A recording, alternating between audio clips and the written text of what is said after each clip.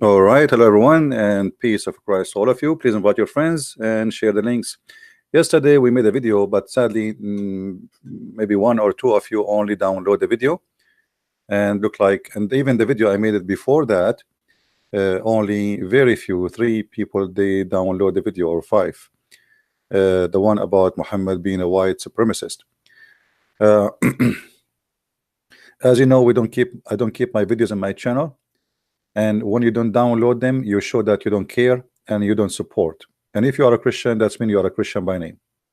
So when we see five people only downloading out of tens of thousands subscribed to my channel, that's mean there's only few people really care. So I want to say thank you for not caring for what we do. Otherwise, you will act differently. Today, our topic is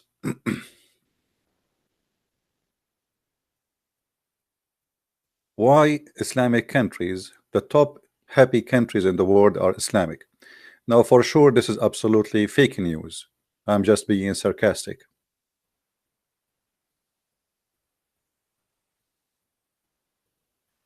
I'm being sarcastic. The reality is, it is totally the opposite. Islamic countries is the most unhappy countries in the world. It doesn't matter where you live, even if you live in the wealthy one or the most poor one. The fact does not change that you will not be a happy person. And the reason for that is the missing of a freedom. You know, when you don't have a freedom, your life simply is being oppressed by somebody. As an example, those girls who we see in the stage, if they dance in Saudi Arabia, they are going to be arrested and jail between 10 to 15 years just for being and doing what they are doing right now. That is Islam, my friend. In case you do not know, playing chess is haram, and you can go to jail between 3 to 4 years if they want to practice the law on you. In case you do not know that playing music or listening to music or even playing a drum or anything, it is the way and the reason to go to hell. And today we are going to discuss this all together. But before we go there, yesterday we made a video. It's called Why 350 People Converted to Islam. Please go and watch it and download the video. The Muslims, after the tragic attack in New Zealand, they tried to take advantage of this tragedy to make it work for their propaganda. So they have even news agencies, TV stations, publishing a video saying that people they converted to Islam after that day. But the reality is it's false, and they were posting a video from 2007 in Germany, which is says 5 German convert to Islam, but yet they claim that those people converted to Islam just yesterday in New Zealand. Let us watch a little bit of the video and then we continue. Now, went viral in social media in New Zealand. Okay, most a true story, brother. I mean, even tragedy, they try to use it for their sake of the propaganda of Muhammad. People are leaving Islam left and right. And look, the 350, I mean, they don't say like 10, 20, I mean, 350. I mean, why you stop there? Make it 365. I mean, why 350? Why you made the 350 number? I mean, why you stuck with the 350? And they post all pictures of people we do not know who they are, and the news, and you know, they publish and they say, they send everywhere. Brother,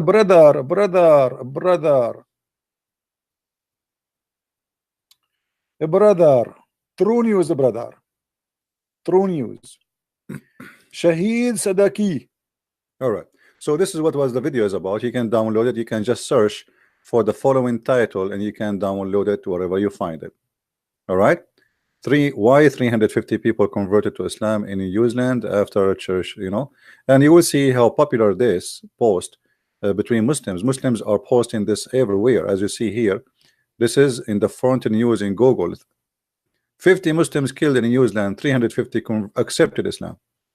It's all over, and all those they claim themselves to do da'wah to Islam, to invite people to Islam channels. They are posting the same exactly videos, and all those pictures are old and they are false and they are fake news as usual. Now we go back to our topic. The top 10 country of happiness. First of all, I mean, you see in the picture here, this is National Geographic website. All right. What do you see in the picture? In Islam, this is haram, and you can be beaten to death for just doing this. You and your wife, or your whatever who she is, and in bicycle, and she is wearing a short. Actually, the woman, she will be raped guaranteed if she do that in Pakistan. Or imagine in Afghanistan, or imagine she do that in Somalia, or imagine she do that in Saudi Arabia. So simple things you do in your life today, in those Islamic countries, it can cause your death, just wearing a short. And the funny, they say wearing a short is not right because that exposed the woman's body, but they don't have a problem to have a boy, they call him Bacha Bazi, dancing for them, dressing as a girl, and after the party they have sex with the boy. But women having short is haram. Absolutely. It's a big sin, brother. So the top 10 happy countries according to this National Geographic. By the way, I don't believe in articles, just to be honest with you. I don't think people in as an example, the number 10 country, happy country, is Sweden. I mean, why? Is that sense because you have a lot of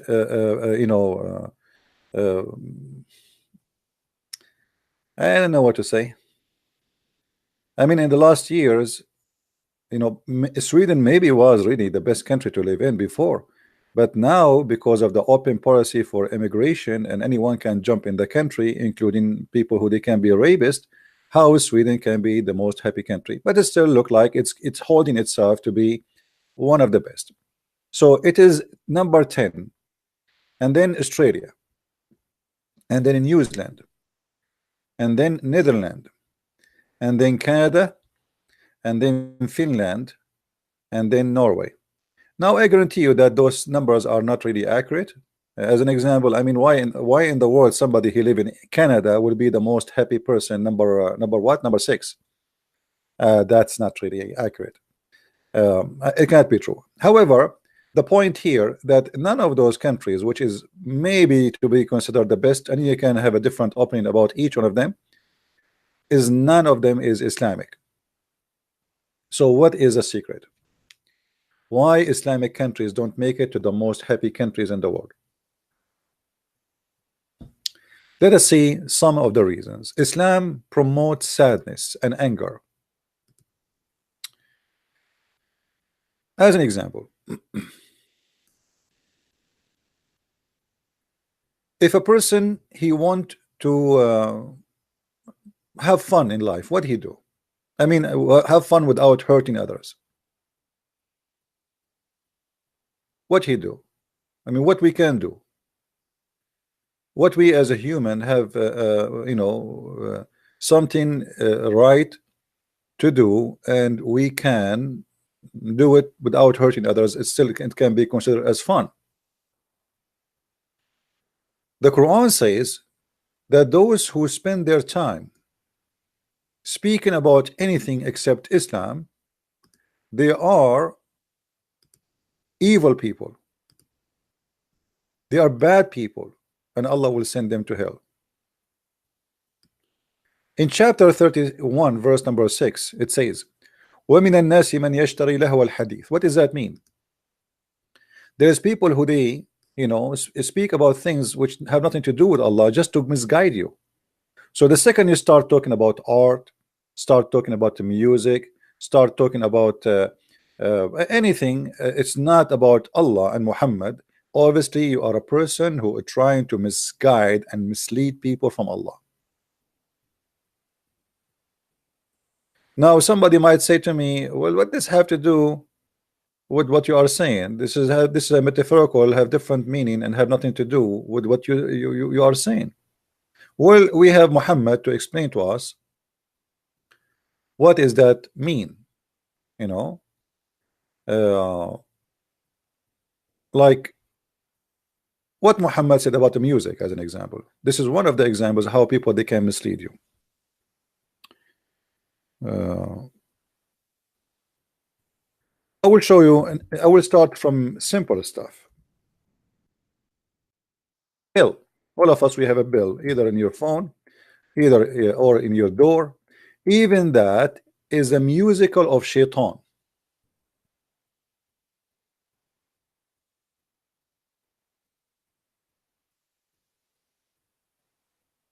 Even that is musical, or the instrument of the devil. So if you are a person who have a bill, just a bill in your house, you are having the instrument of Satan in your house. And here the list of sadness grow.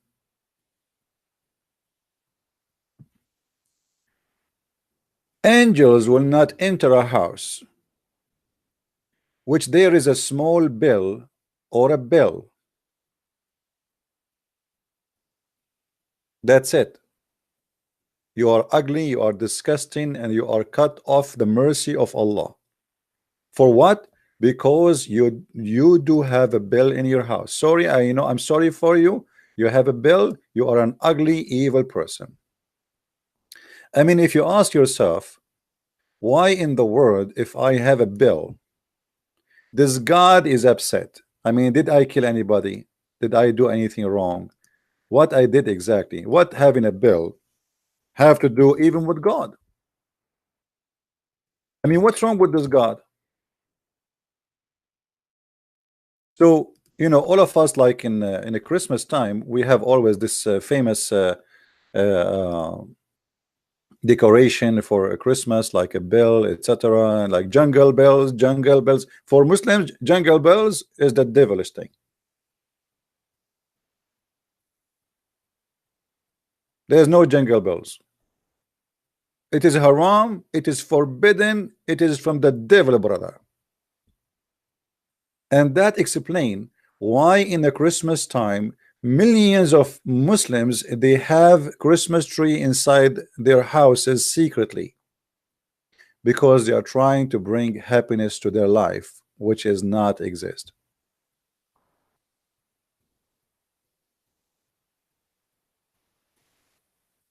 And I'm very thankful that Muslims don't have an equal person as Santa Claus, because Santa Claus in Christianity, Santa Claus, by the way, people they say he's a fake person. The fact is not, he's a real person.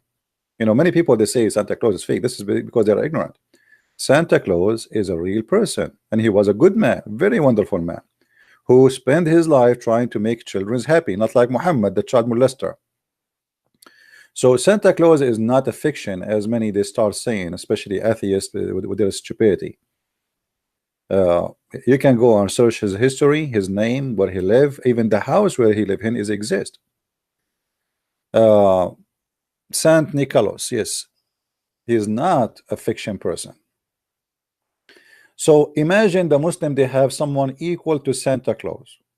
What he will have in his bag? Bomb, knife, I mean, you name it. And this is what ISIS they did with the children. They start making them or forcing the children to do beheading. So if Islam is a religion, forbid even having a bill in the house. The list go and it grow. Let us see what else.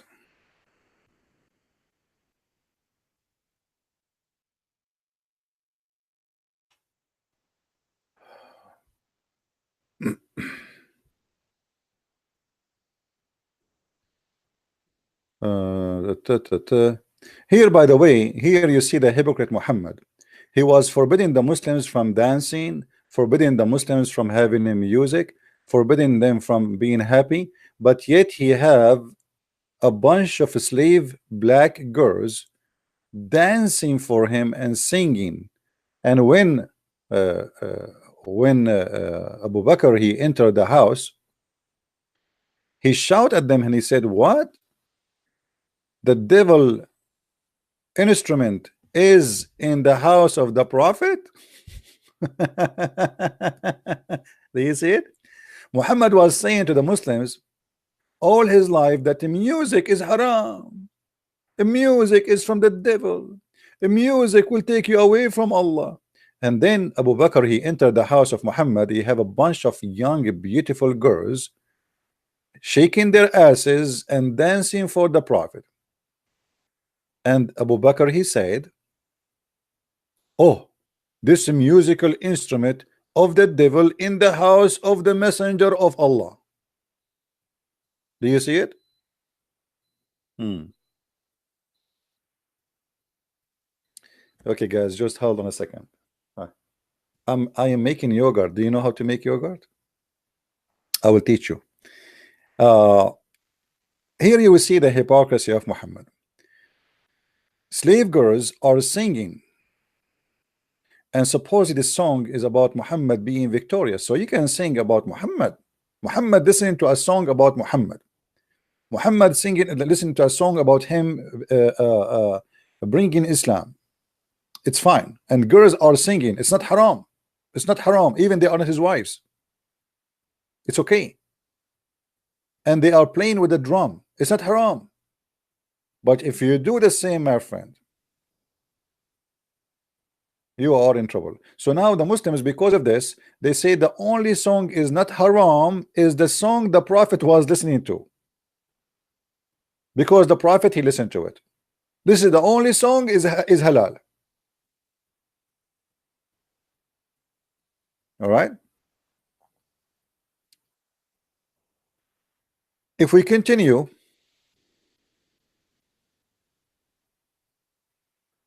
let us see.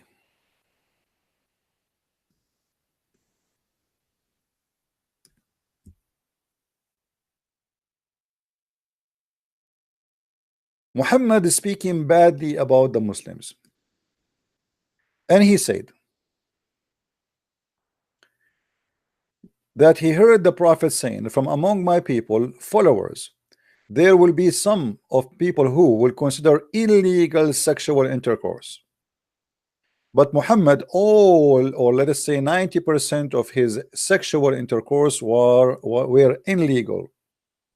How many women he kidnapped, how many women he raped, how many women he took from their family. All of this is legal. The girls who they are just in the previous hadith dancing for you, where do you get them from? If you are wearing silk, if you are drinking alcohol, and if you use a musical instrument, you are going to be like the pigs in the judgment day. Look what he said.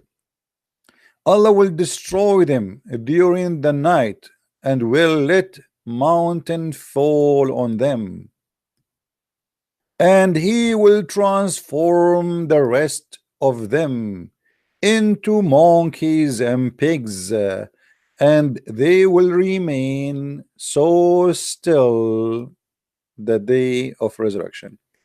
Now here we have a proof, a clear proof that Muhammad is a liar, because simply how many people who they are Muslims, they are listening to music, and Allah did not make them pigs and monkeys. Muhammad is threatening that Allah will make you a pig and a monkey if you listen to music, if you drink alcohol,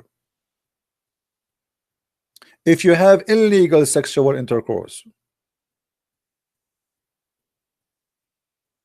So now let us analyze this.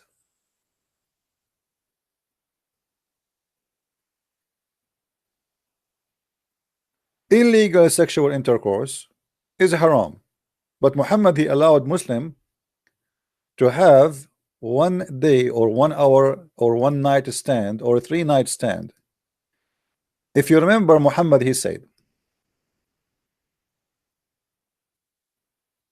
and again, it is Muhammad who said, not me.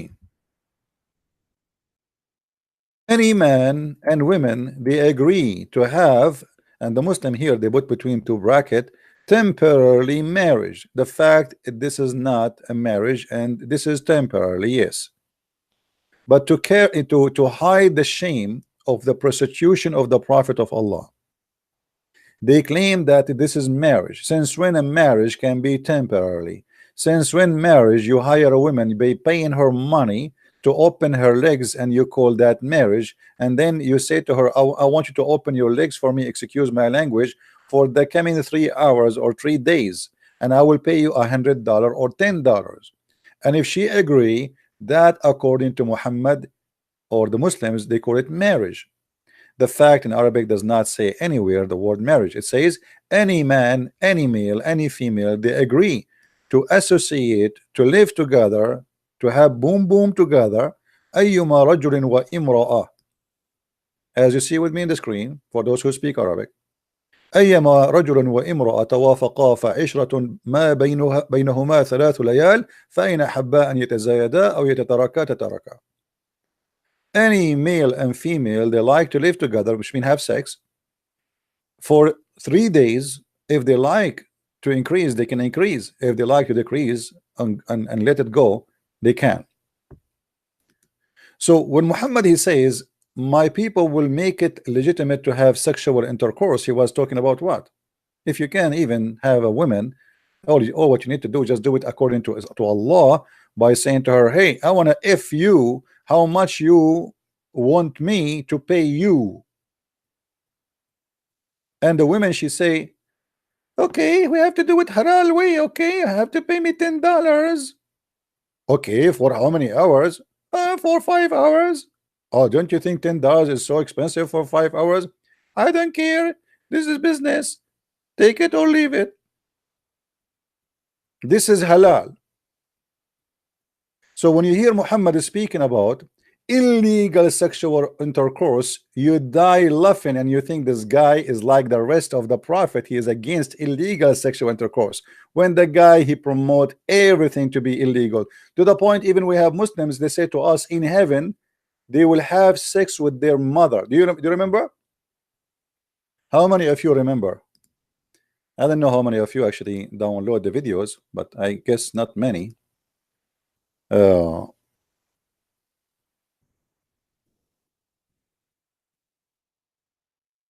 Let's see, just to refresh your memory.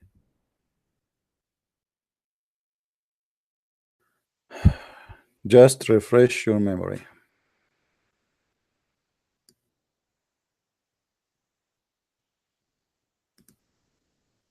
And you don't see that there's something wrong with that. What do you not understand about nothing is sin? Well, I'm just trying to understand, my friend. You see, I'm not smart like you. We think it's sin due to our social structure. If that can make, I'm not trying to insult, by the way. Let's go back a little bit to refresh your memory. You said this guy is a fraud. Sin in heaven. Huh? Nothing is sin in heaven. Thank you very much. That's what I'm saying. In the heaven, you can have sex with the goat. It's fine for you, right? Nothing sin. There's no sin. You can have sex with your mother. Okay. Yes. Well, okay. So you are proud about having sex with your mother. You and your father, you will have sex with the same woman, which is your mother. Anything is fun. Everything comes from God in heaven. No problem. So in the heaven of Allah, you will have a threesome. You and your father and your mother in the bed. Okay. And you don't see that there's something wrong with that. What do you not understand about nothing is sin?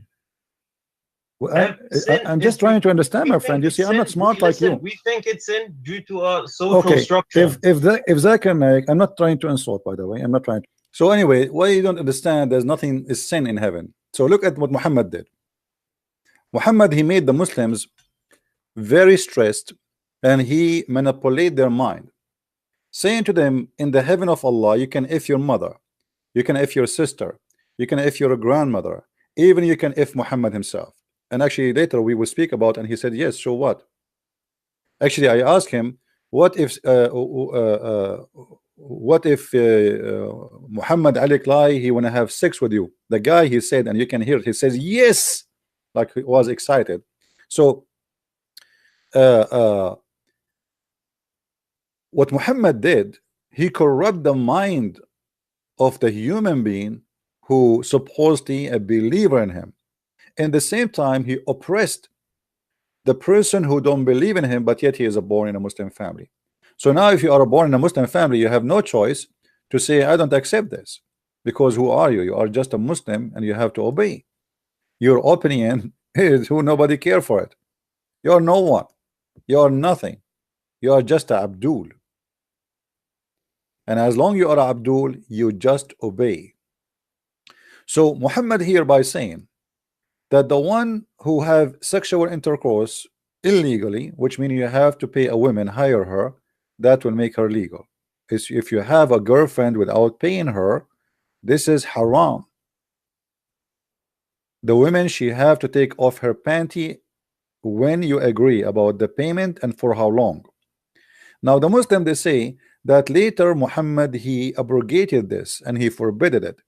But this is will be very strange because we have reference saying that the Muslims, they practice that even in the time of Abu Bakr and Umar al-Khattab, which mean even after the death of Muhammad. Secondly, why he approved something and then he disapprove it later. Number three, the Quran approved it in the chapter 4 verse 24. Allah, he allowed the Muslims to do the mut'a as we see it. And then Muhammad continues saying, wearing silk. Okay, you see, wearing silk, I can understand that's a person saying, oh, this is expensive clothes, maybe you should give your money to somebody is poor. But Muhammad, he was living a very wealthy life, and the proof is simple. Muhammad, he have hundreds of slaves, if not thousands, and he have 13 wives. So let us say Christian Prince, he bought a silky shirt, expensive one. Let us say it cost him $500. By doing that, I go to hell. But a man, he have 13 wives, spending his money on women he do not need, holding women in his house as if they are goats, and yet they claim that he was poor. And every woman, she have her servant slaves, they have guards. When you go to the house of the prophet, you have to ask for permission from who? From the guards, the black slaves standing in front of the door. Then Muhammad, he go farther, he says, and drinking alcoholic drink. But Muhammad himself, he used to be drunk at least 3 to 4 days a week. So what happened? Not only Muhammad, all the Muslims, they used to be drunk all day long, to the point Muslims, they go to pray and they are totally drunk. To the point Muhammad, he had to make a verse claiming that Allah, he said this verse, asking the Muslims not to come to pray when they are drunk. Chapter 4 verse number 43. Oh, you believe, don't come to pray when you are drunken.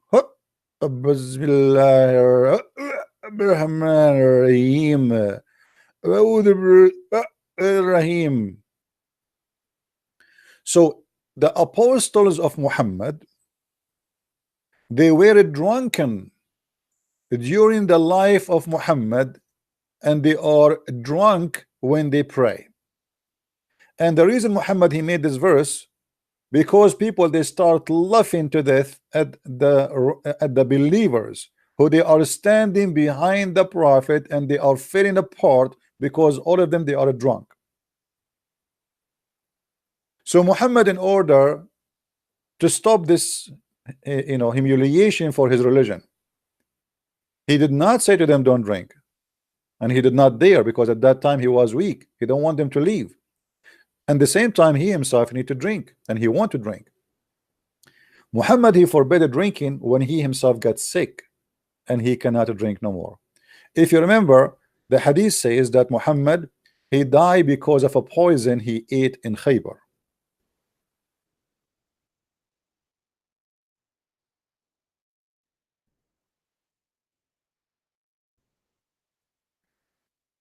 And since then, Muhammad, anything he swallow, he vomit, and he cannot drink wine. It's very harsh in his stomach. So Muhammad then he decide to forbid alcohol. The other Muslim they might try to say, "Oh, this is no, it happened before." I don't think so. Muhammad was a drunk person, and the Muslims are drunk people during his lifetime. And actually, there's many hadith speaking about Muhammad. Even he was teaching the Muslims how to make wine. And you see here the Muslims they try to hide uh, what they are drinking here. It says kana yumbadhu nabidh. Nabidh is a wine. You see it? Ibn Abbas narrated raisins used to be soaked for the messenger.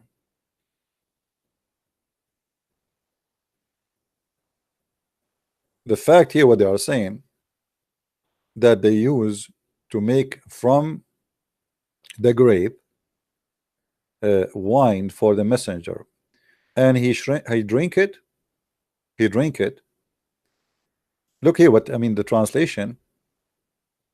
Look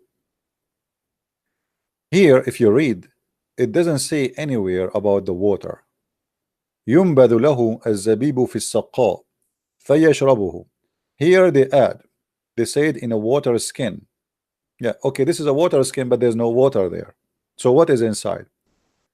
They hold the grape inside, and in the heat is going to turn, and you know the you know, I don't know if you saw those things like which is made from leather, where you can hold water inside it usually when you travel. So what they do is the same they use even to hold milk inside. They can hold any liquid inside. So they hold inside the grape, and then the grape, because of the heat, as a normal process, will turn into alcohol. And Muhammad he used to drink it almost every day. And actually, there's many hadith. Uh, there's videos actually. There's videos by Muslims. I can search for it in YouTube, but it's in Arabic, where the Muslim scholars agree that the Prophet used to drink.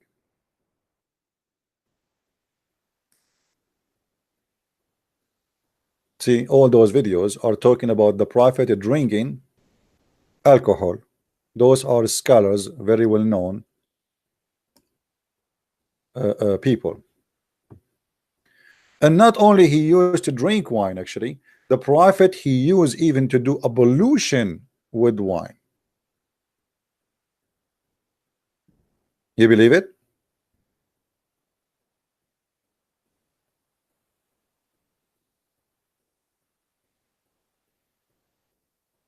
Uh, let me see if I can find some hadith.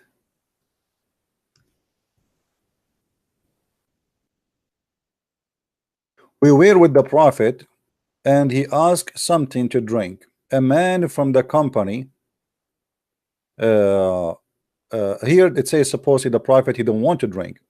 Should we not give you a drink, nabidh, which means alcohol? Nabidh is simply is wine. Drink made from date. To drink, this is between two brackets. The fact nabidh is maybe is made from date, maybe is made from a grape. It doesn't matter. At the end of the day, it's wine.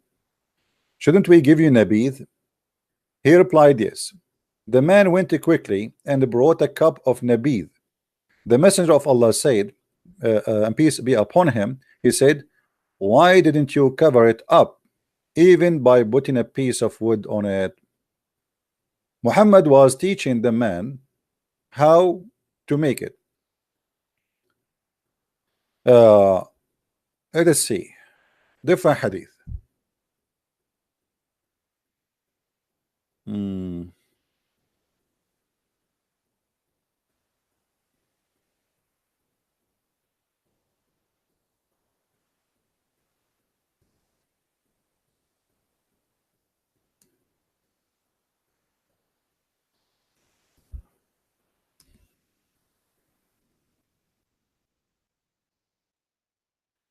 While he was at the rukn, the corner, like I saw a man bringing a cup to the messenger of Allah, and it was inside there was nabid, and he gave the cup and he raised it to his mouth, but he found it to be so strong, to be strong, so he gave it back to the man among them, and the people of messenger says, uh, is it unlawful, oh messenger, is it unlawful?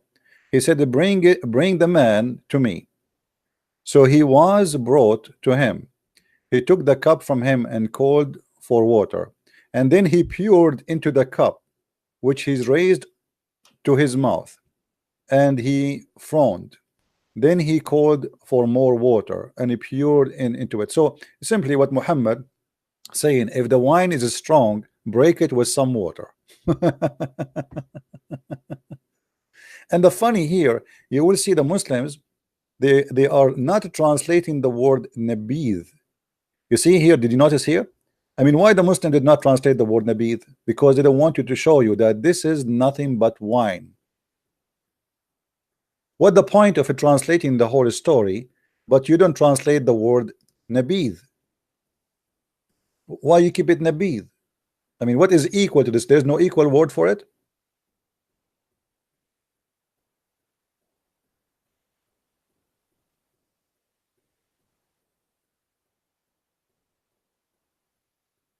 Uh,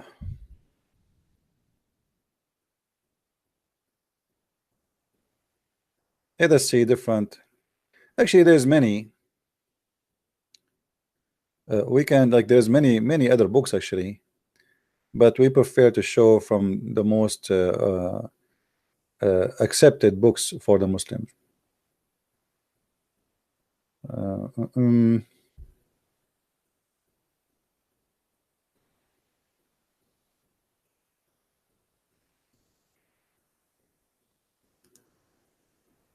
Let us see this one.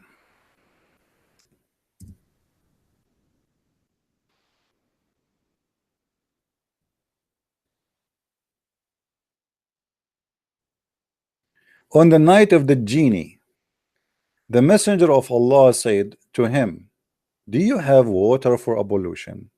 He said, no, I have nothing but nabidh.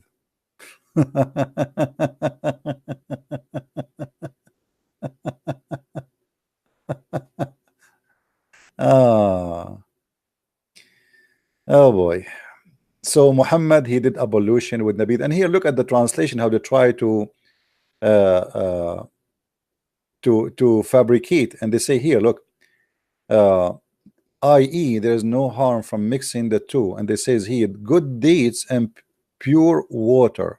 He said good deed and pure water. uh, Here you need to ask yourself why Muhammad is doing ablution with the wine if the wine is haram. I mean, why even they have no water but they have wine.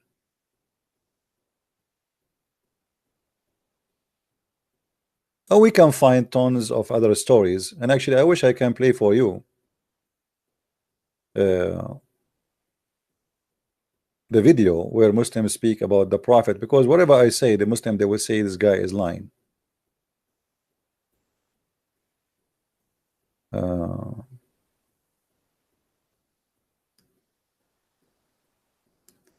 Let us see a different one.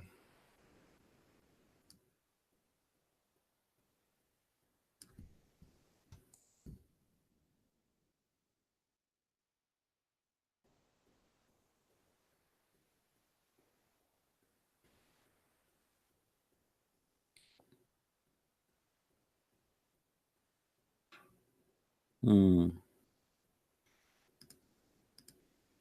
Okay, look like this one is not in this website. Let us see.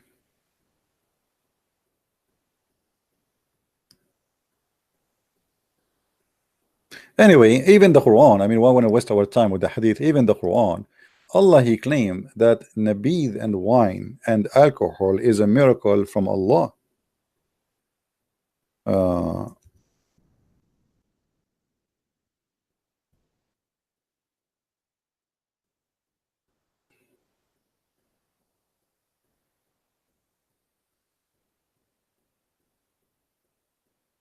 Here you see the Muslims, they don't really say clearly what this drink is, but the fact it is nabid. It is what the Quran is saying, that Allah He made for you from the date fruits and from the grape a drink which is alcohol as a sign and a miracle from Allah. So this is one of the miracles of Allah.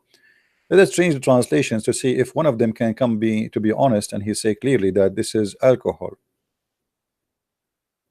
Yeah, see, until now we did not find one translation saying the truth, because in Arabic it says sakaran. Not only it's alcohol, drunken, it will make you drunk. It's a miracle of Allah. Let us see. Let us see. Sahih International. See, here the things is getting better a little bit. So the Quran praising alcohol and saying it is a sign from Allah, and indeed that is a sign for people who reasons. So if you want to reason with Allah, you have to look at the wine, how it make you drunk, because this is a sign from Allah, and Allah He says from that alcohol a good provision indeed there. But later when Muhammad he got sick and he cannot drink, suddenly he claimed in different verse in the Quran that wine is the made of shaitan. Wine made of shaitan. Folks, don't use bad language in Arabic, otherwise I will block you. Fox 400, don't use a bad language.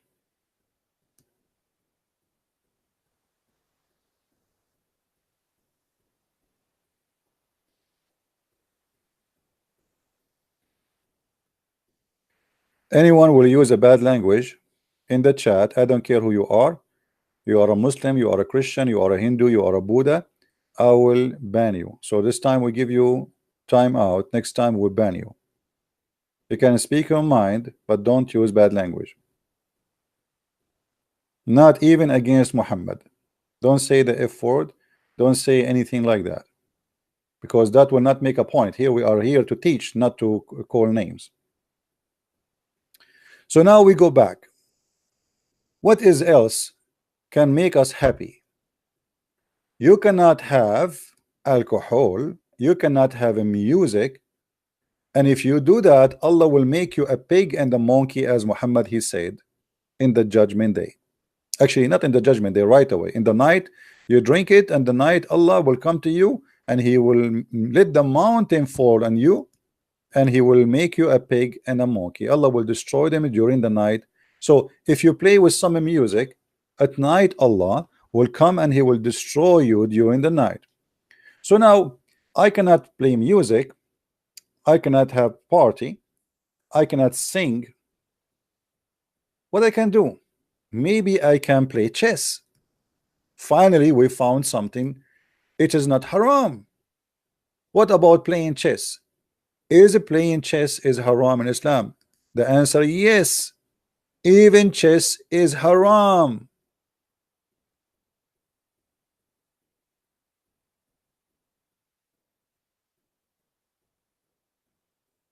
If you play chess,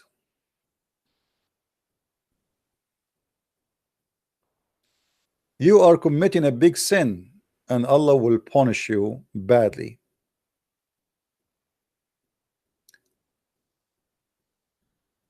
If you play any game is the same as putting your hands on the blood of a pig to Muhammad.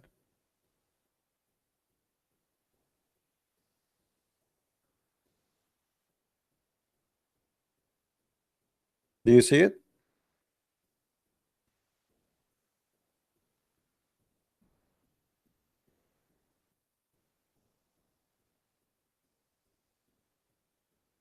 Because all games are forbidden, and actually all Muslim scholars they agree that this is a game that's totally forbidden. And any game, Muhammad, he allowed Muslims only to do things: teach your children to ride horses, to shoot, and Quran. Why those they need it? Or because they want to do jihad. That's it. That's it.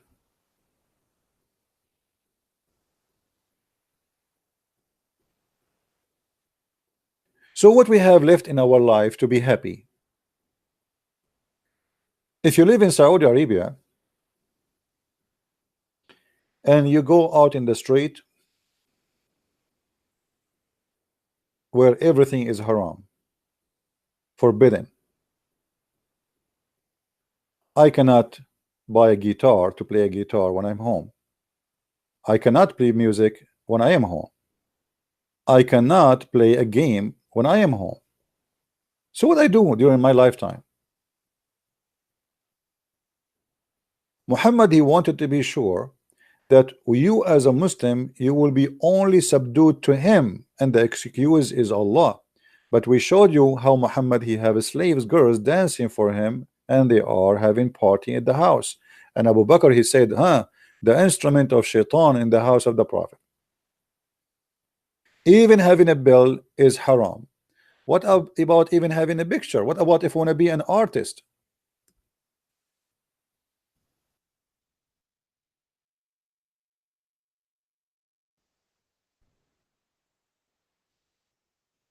If you are an artist and you want to draw a picture, Allah will bring you in the judgment day, and he will say to you, okay, here we go.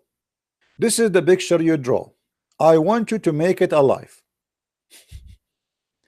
And he will order you to breathe into it to give it life. Read carefully what Muhammad he said. This is not me. Actually, let us see a more clear hadith from this one.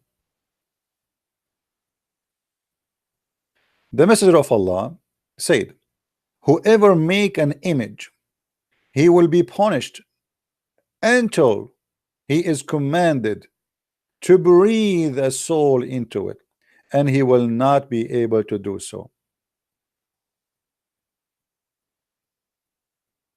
You see, all of those are about against images. Now you see, having an image of to worship, I can understand, but why if I make an image it is haram? And by the way, Muslims today are hypocrites. Excuse me, they are not following the Prophet, because how many Muslims they have a phone? The phone you have in your hand is nothing but images. Computer is nothing but images, even if you don't open images, by the way, because if, as an example, if you have Windows or if you have Mac or whatever you have, icons is images.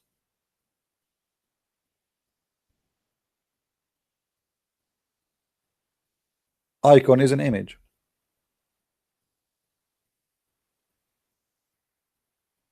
How many Muslims they have TVs? All the Muslims have TV, but in fact TV is haram,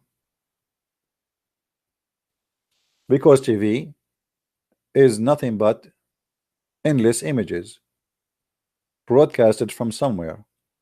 Some of it is for living being, and some of it for draw or art. So now if you are a Muslim and sitting at home, and then you turn your TV, and then even the music for the news, like da -da -da -da, news, this is haram. So you are being hypocrite. So now what is left for a Muslim to do in his life? Music is haram, bell is haram, a drawing is haram, singing is haram, chess is haram.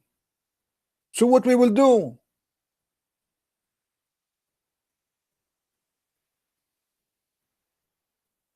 What exactly we can do? We go and we join jihad because our life became so depressed, and I want to kill myself so I can go to happiness, where heaven have wine river, milk river, honey river, and a lot of very, very beautiful women, and they are naked.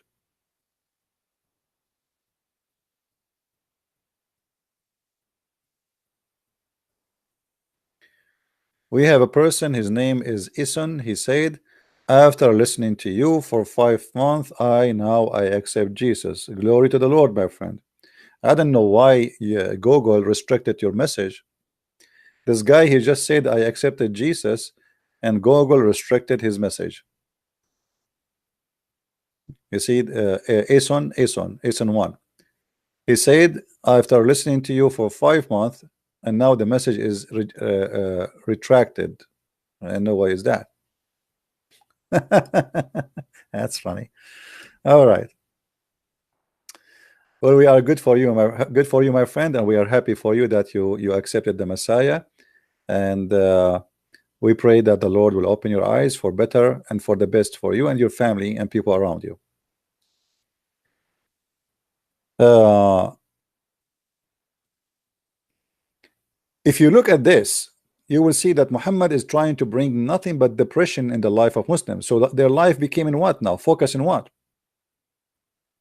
Even poetry, by the way, is haram. Poetry is haram.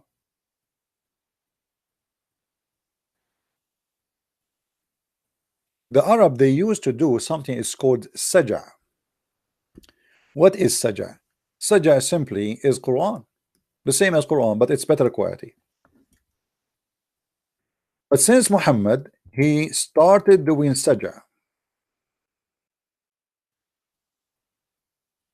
He forbid the Arab from doing saja.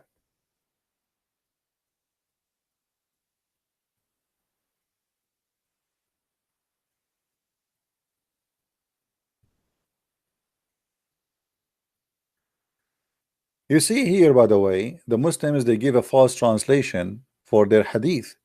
This guy, he's saying, this guy, he is from Ikhwanul Innama hada min Ikhwanul Kuhan. Muhammad, he acknowledged that there is people who they call them the monks, who they speak in saja. In English here, they give it definition this word.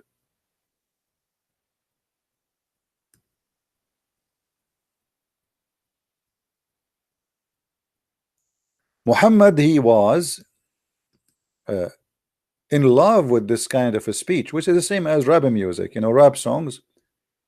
But look here what this hadith is saying. The Muslim, they say to us that nobody spoke Quran like Muhammad. But look what the Muslim says and what people they say about Muhammad. Thereupon Allah Messenger said he was talking saja phrases like the saja of the desert Arab. This is exactly the Quran, but it's a bad version of it, very bad quality.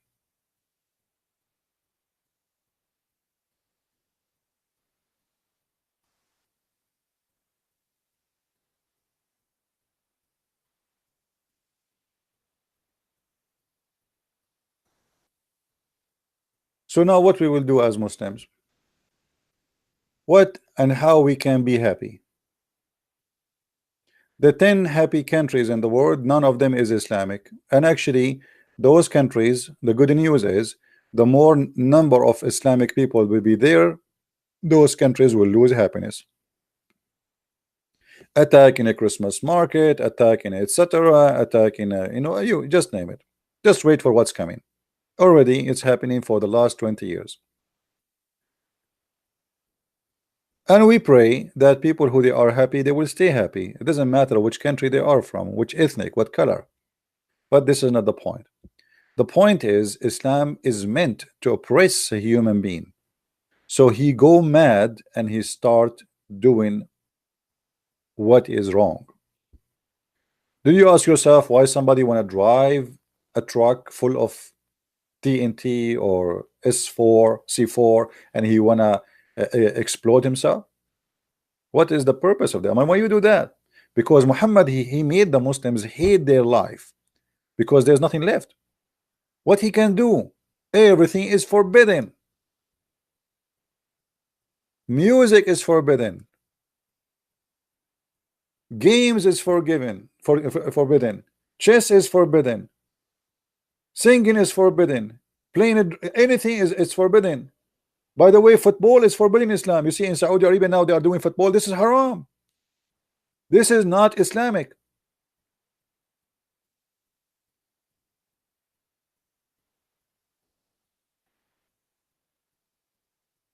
So what a Muslim, will make a Muslim happy?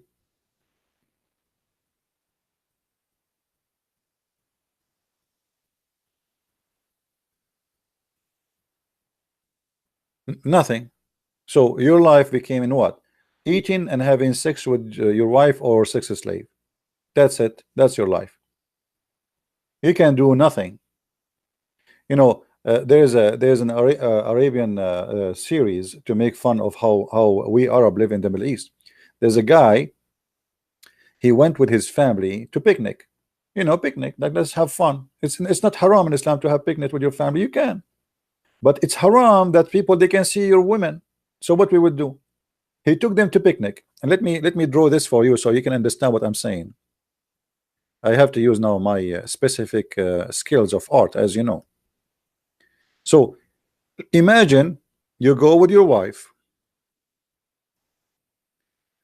Here we have a river. Okay, this is a river. And now you and your wife are going to sit next to the river, but around the river there's people too. And you sit here with your family. This is your wife, this is you, this is your kid, this is your daughter. Now because it's haram people to see me, so I put a sheet in this side.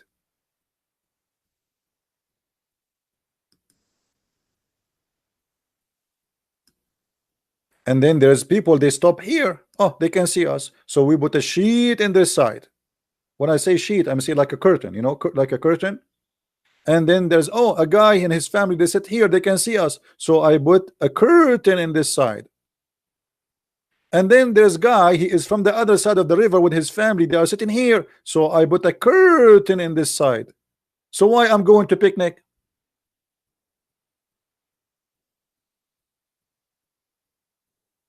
What kind of a picnic this picnic is? I have 4 curtains around my spot. I see nothing because it's haram. I remember once I think this was in Philippines. I was in the beach. When I swim, I take a spot where there's nobody really. I stay away from people. So I was like in a spot which is almost empty. And then suddenly Abdul and his wife, she is wearing jalabiya, you know, like, you know, the clothes which is wide. And they jump in the water and they were walking and he got close to me. And then he says to me, keep a distance, keep a distance. I said, hey, Abdul, I am here before you. If you want to stay alone, why you came here? I'm here before you. You keep a distance. You go. I mean, look how rude. He came to my spot and now he's asking me to keep a distance. I said, no, you keep a distance. I am here before you. Don't you see me? I'm here. If you don't like anyone to see you with your wife, go and go to a different place. Go to an island. There's nobody in it.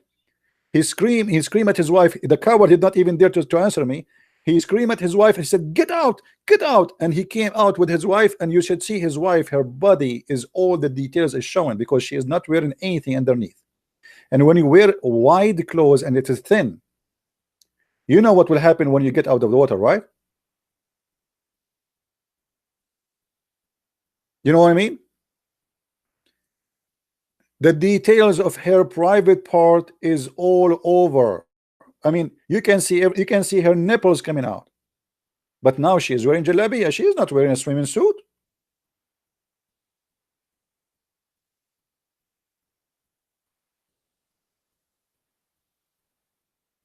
So what we can do in our life if we are a Muslim to be happy? We go to the mosque teach us that we have to fight the Christians and the Jews. We have to fight the Hindus, they are kuffar. We need to fight the Buddhas, Allahu Akbar. The atheist, Allahu Akbar. I mean, everybody is an enemy. The Quran says in chapter 5, actually many verses, but as an example, chapter 5, uh, verse 51, take not Christians and Jews as a friends.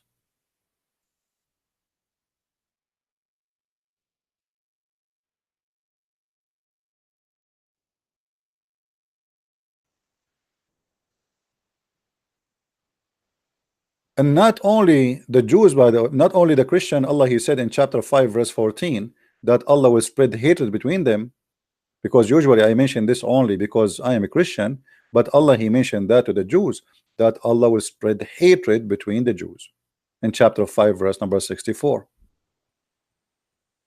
So the God of Islam, he is consistent with his hatred, not with love. He want to spread love. The same he do say about the Christians. If you go to chapter 5 verse 14, it says exactly the same. Allah he want to spread hatred and enmity between the Christians until the day of resurrection.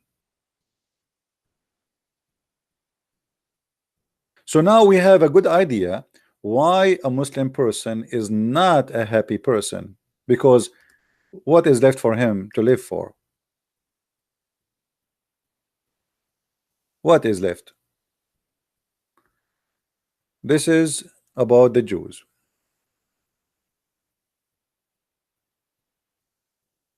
We have placed enmity and hatred among them. We have placed enmity and hatred. Who is talking? Allah. Among who? The Jews. And the American, they are wondering, this Somalian women who became a Congress women because of the stupid Democratic Party in USA, as usual, the left. Why she is anti-Jews? You don't know why? I mean, they're having discussion in the Congress. She said, but the fact it's not her who said, it is Muhammad, he said.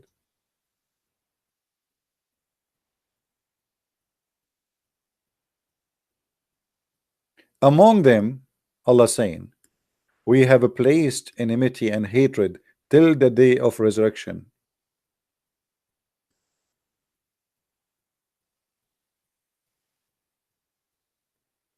And Muhammad, he said the same about the Christians.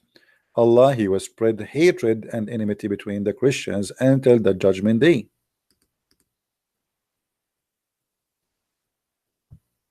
From those who call themselves Christians, we did take a covenant, but they forgot a good part of the message that we send them, so we string them with enmity and hatred. So we understand now that Islam is religion who promote hatred and enmity, and how enmity and hatred can bring happiness to the life of a person who is full of hate. It's impossible.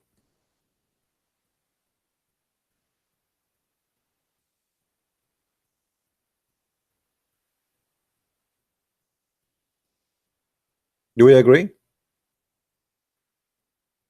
A person who live by hate and for hate, he is the first unhappy person. Yes, you can harm others. Yes, you can kill others and you make them unhappy too, but at the end of the day, you are the first one who suffer from your hatred. You have no good in your life. You go to the mosque, you find people coming from the mosque, their faces as if they are just coming out of the grave. Why? Because the speech was teaching nothing but hate. The Christians, Allahu Akbar, they are insulting the Prophet. How dare to insult the Prophet? We showed you just 2 days ago in the video I made about Muhammad and Allah was a white supremacist. How if you say anything against the Prophet, you should be killed, which means you as a Muslim, you should not be happy if somebody insult the Prophet to the point you are willing to kill, and you have to kill. Killing is a lifestyle in Islam, is not a temporary thing. A person who is a scholar, who he said that the Quran was created, the Muslims, they slaughter him in the Adha day. in the Eid, in the holiday. Big scholar in the history of Islam. The Caliphate, he brought him to the mosque and he said, usually we slaughter a sheep. Today we are going to slaughter this idiot who said the Quran is created. And when he slaughtered him like a sheep in the middle of the mosque, all the believers start rejoicing. This is how the Muslims, according to Allah, rejoice. And actually the Quran confirmed that. How a Muslim he will be rejoiced? Read carefully with me. We don't say things without proof. Chapter 9, verse number 14 says it clearly that Allah said, kill them. Kill them. Allah will torture them by your hearts, by your hands.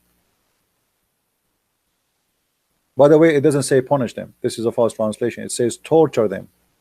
Allah will torture them by your hands and cover them with shame. And that will heal the breast of the believers. So how a believer will be comfort? By torturing, not punishing, as they claim here in the translation.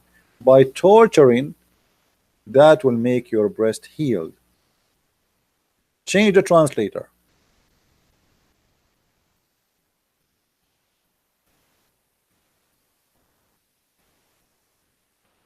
Still they are saying punishing. It's not true. It doesn't say punish. It says torture. See here the translation change. And then in the verse after it, the Quran confirm it again. He says Allah will remove the rag within your heart. Allah will remove what? The anger. By what? By killing a human being. The only way in Islam to be anger free is to slaughter somebody, and that will make you happy.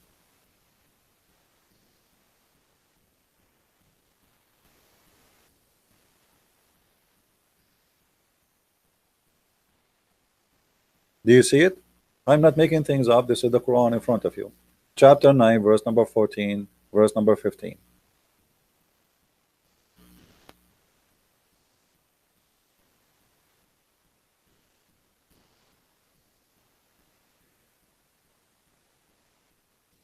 So if you now understand, or you have an idea why a Muslim person is always an angry person, you have to know that Islam brings nothing but anger.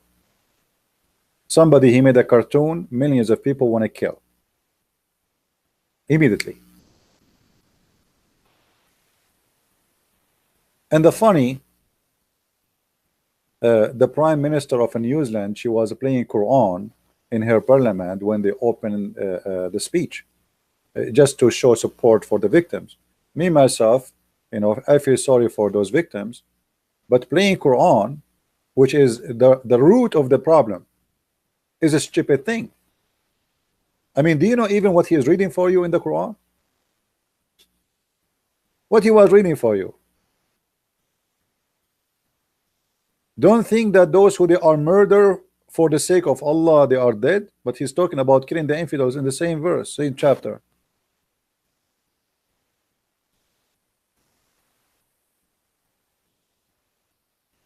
Western people are ignorant, generally speaking, when it's come to the cult of Islam. It's good to be terrorists, but it's not right to be stupid. Imagine you bring somebody to recite Quran for you because you want to show him that you love him. But in the Quran, he's reciting, he says, I hate you, I want to kill you.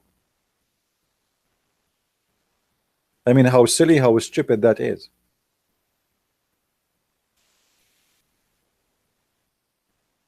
What people do not understand, that the problem is not really in a terrorist attack.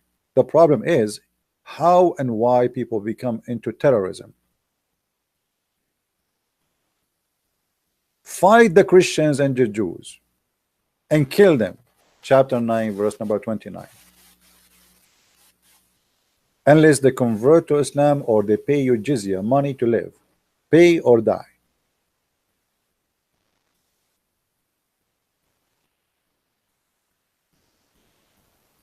Western people, they have funny mentality, and you know, since I came to the state, You know, when I was living in the Middle East, uh, I always thought about Western as they are really smart people. I mean, come on, look at America, look at England, look at France. I mean, look at the civilization they have. I mean, there's no way those people aren't smart. And then when I moved to the West, I noticed that Western people are totally ignorant. Yes, maybe they have a good working system. Maybe they have a good way to do business. Maybe they have good roads and they have good engineering and they have good structures. They were advanced in many things. But when it's come to know history and religion, they are totally ignorant people.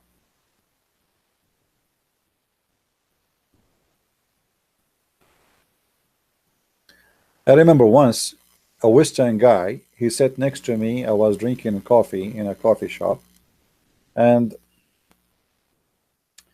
I was reading my phone in Arabic, I think, something like that. I don't know what I was doing. So he noticed I am like, you know, obviously this guy maybe he's an Arab. So suddenly he started talking about Islam. He is the one who opened the topic, and he said to me, you know, as an example, there's many ignorant people. Me myself, I read the Quran from the first page to the last page, and I saw nothing in the Quran teaching violence. I look at this idiot with the blue eyes, and I was saying to myself, what I should say to this idiot?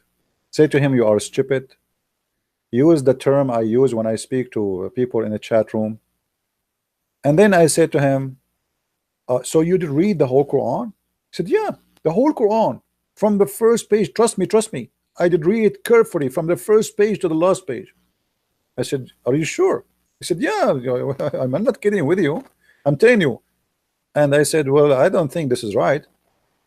I mean, the first page in the Quran is insulting the Christians and the Jews. He said, no. I said, yeah. And then, you know, after that, we have a conversation. I start showing him in my phone. He said, I don't know the Quran. I did read, have nothing of this. And I said to him, I think you did not read the Quran, really. I mean, you are just copying what some people say. I said, I'm not lying to you. I said, well, obviously, there's no way you did read the Quran and you did not see this. He did read the Quran, and he never saw verses increasing or encouraging killing and harming Christians and Jews and non-Muslims. Never. Islam is peace.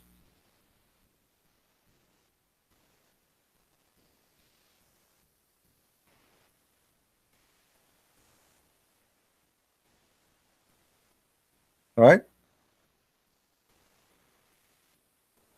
No, he is just an ignorant guy. He's not Muslim. He's not a Muslim. He's just an ignorant. My friend, go right now in the street and ask people about Islam. You will see tons of those American. I speak about American. They have no idea. I have a neighbor. You know, we took his truck to go to Home Depot to get some stuff, and then suddenly they were saying something in the news about, you know, and then he said, he said to me, they were talking about Osama bin Laden at that time, and then I said, well, he's a Muslim. He said, Osama bin Laden is a Muslim? Imagine, after 10 years of 9/11, my neighbor, he did not know that Osama bin Laden is a Muslim. Welcome to America.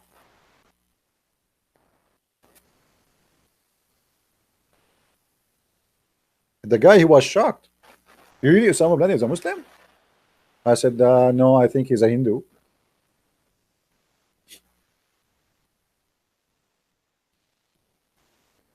This is America, my friend. And I'm sure you will find the same in Europe. And I believe even in Europe is even more ignorant about what Islam is about. The second you start speaking against Islam, they start right away, they say to you, Islamophobia, is, you know, all this garbage. Islamophobia is a term to silence the one who speaks the truth. The one who have a phobia is Islam. Why we don't speak about Hindus? You know, Hindus are not, I don't agree with the Hindus. I'm a Christian.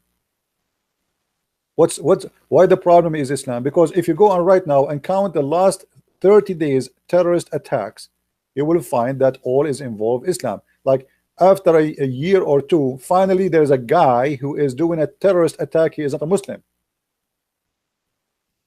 But out of thousands and thousands of attacks, all done by Islamic believers, nobody count them, to the point nobody condemn terrorist attack no more, because simply it's normal to hear that a Muslim attack somewhere. It's like a daily news. Just last month, almost we have a nuclear weapon war between India and Pakistan because of terrorists. India was attacked by Muslim terrorists from Pakistan. This is the truth. I mean, why nobody want to see the truth? They attack police station and they slaughter more than 30 to 40 Indian soldiers by knives. And after they kill them, they start cutting their limbs. They say to you about what this country is called, the one in Asia. I forgot the name. The Muslim there, they called them the Ronga, something like this. Even that is not true. It was the Muslims who established an army to kill the Buddhas and to take them out of the land. But this is not even their land. They themselves, they are a refugee.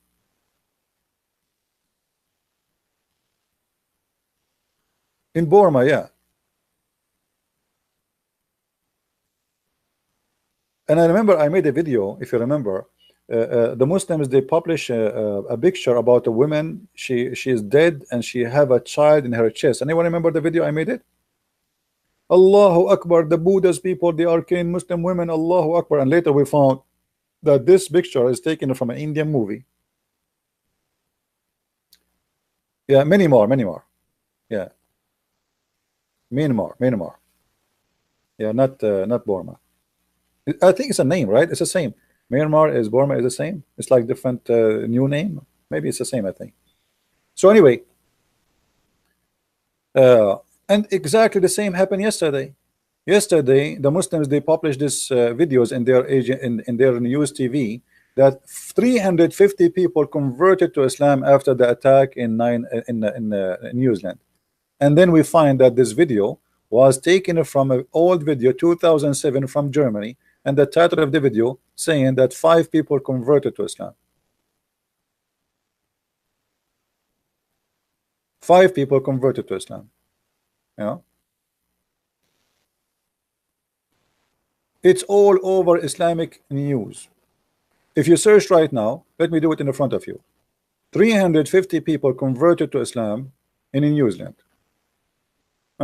I will click search Google. Oh, now my video is appearing. Let us see. Yeah, this is the video in the Urdu language, I think. Yesterday it was top news where 350 people converted to Islam.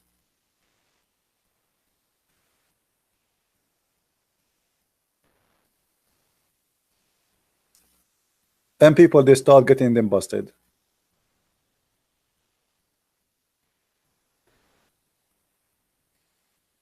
"50 Muslims were killed on Friday in New Zealand, and the 350 people converted to Islam, Kashmir."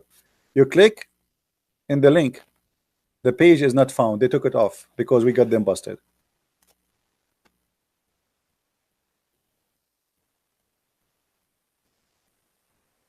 I will not be surprised, by the way, if a Christian prince one day he die and the Muslim, they make videos says a Christian prince, before he die, he put his finger in his nose and he said Allahu Akbar and he converted to Islam. Just wait.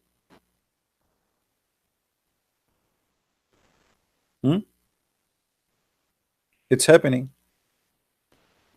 You die, they say this guy, after you die, they say he converted to Islam. I mean, I never saw a cult full of lies as much as this cult.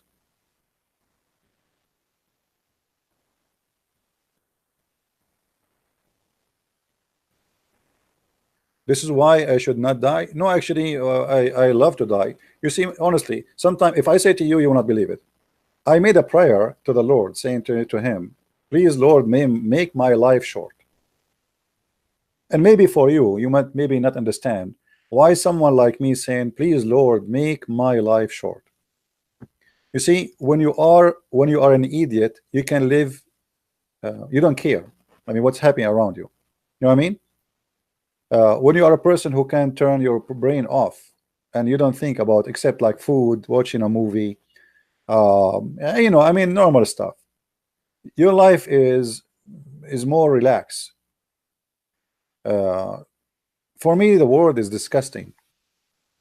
I don't think really. I don't see good around me. So why I want to stay and I want to live long? But for sure, I'm not going to do what the Muslim do, commit suicide, or you know. But for me, I pray and I pray in front of you to the Lord to make my life shorter. Because what the point of this earth? I did my part. I spent years and years teaching. People who want to listen, they can listen. But if you look around you, I mean, this earth is disgusting. What is right is wrong, and what's wrong is right. So why we are holding ourselves into this life when this life really nothing good about it around us? You open your TV, what do you see in TV? I mean, even TVs are disgusting. Either disgusting or stupid. I mean, the most popular movies these days is a Batman. I mean, are you fooling yourself, or you are stupid, or what? A guy, he jumped from a building to building. A Spider-Man. I mean, a human being became so bored to the point he have no idea what he's trying to find in his life. Spider-Man. A guy, he hold himself with a spider silk. Even Muhammad did not come with this idea. So why we laugh at Muhammad when he fly in the top of to the sky with the mule? You watch TV, news. I mean, the news is stupid. The criminal is a victim, and the victim is a criminal. You open Fox News. Fox News is insulting Democrat. Democrat is insulting the Republican. The same boring, stupid stuff. The Democrat, they want to be all America to be hipless, hippie, have sex with everybody, drugs everywhere, and I mean, it's the same stupid thing. Human being is really corrupt, and he became a very disgusting creature. So why we are so much in hold with life to the point as if we are living in heaven? This is not heaven. This is not heaven.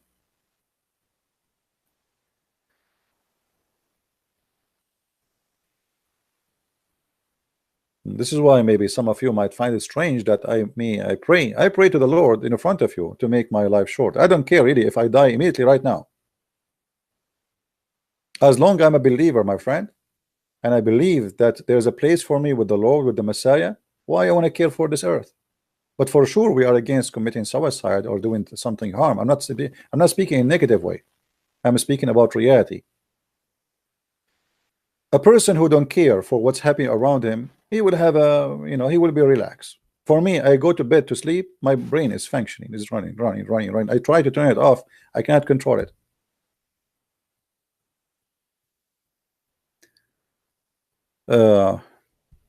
This is why sometimes foolishness, yeah, a foolish person, he can be a happier person.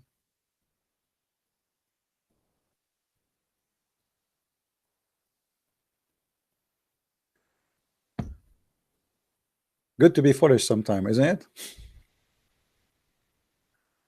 Yeah. Anyway,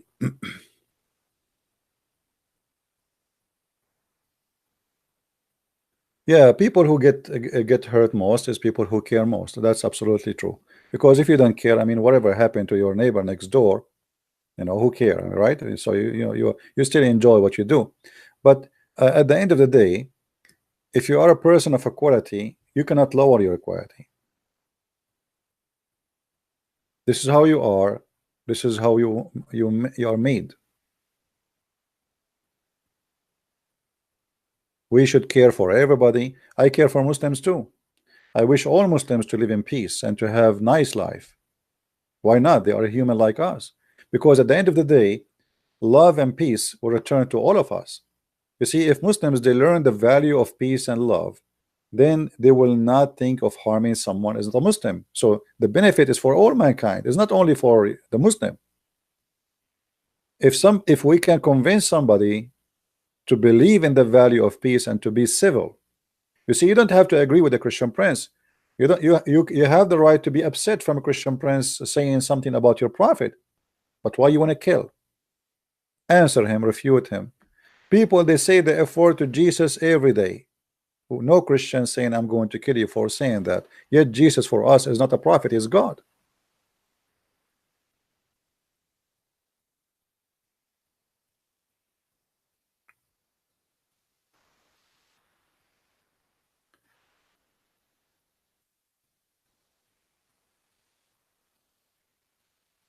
You look at the comment, you see how funny the comment of people. They say, so someone says Jesus is a Muslim, why? He was a child molester.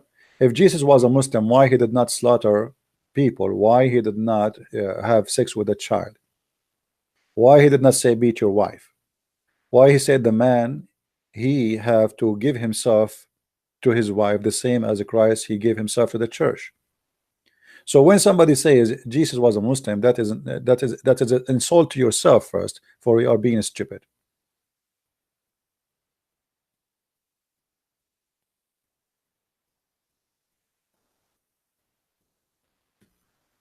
Why? Jesus he kisses stones? Jesus he order theft and rape? Jesus he allowed us to lie? Isn't it Jesus who said either you say nay nay or yea yea, which mean even oath is not allowed? Jesus the one who said love your enemy. How Jesus can be Muslim? Muhammad he says kill anyone, kill the one who insult the prophet.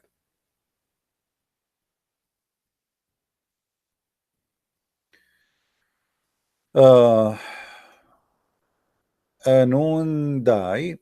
Arabian prophet, please say the following prayer just before going to sleep. Father, into your hand I entrust my spirit.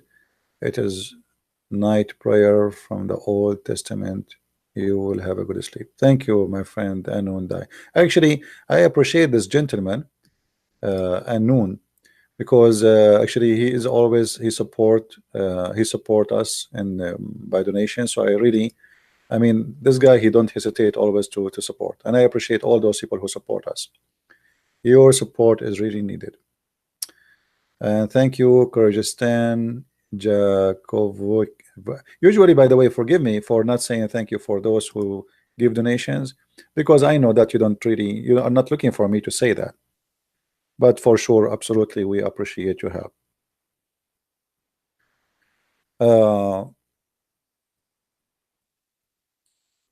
Actually, I have a plan this coming year to move from where I am, because the winter here is killing me, and that need a big budget to move. So I pray that the Lord will provide, and I will be able to go out of here. This winter we witnessed -36, and you know, staying inside indoors for 6 months is really horrible. It's not healthy, it's not good, especially for someone like me. I mean, I don't go out. You know, maybe people like you who go and have normal life. My life is between my books, my videos, etc. So sitting behind the computer, and then you stay 6 months, you don't see even the sun. It's not really good. So I pray that the Lord will provide, and I will be able to move out where I am now, to a place where it's warmer, where I can see the sun at least. I mean, at least see the sun every day. I mean, that's that's not much, right?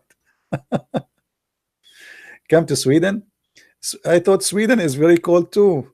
Is it better? As I know, Sweden is not Hawaii, my friend. Come to Germany. Refugees are welcome. I know.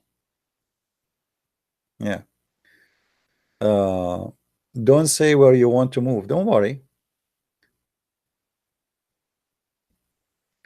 Yeah, if I go to Indonesia, I think I will be arrested after the first 2 seconds I land in the airport.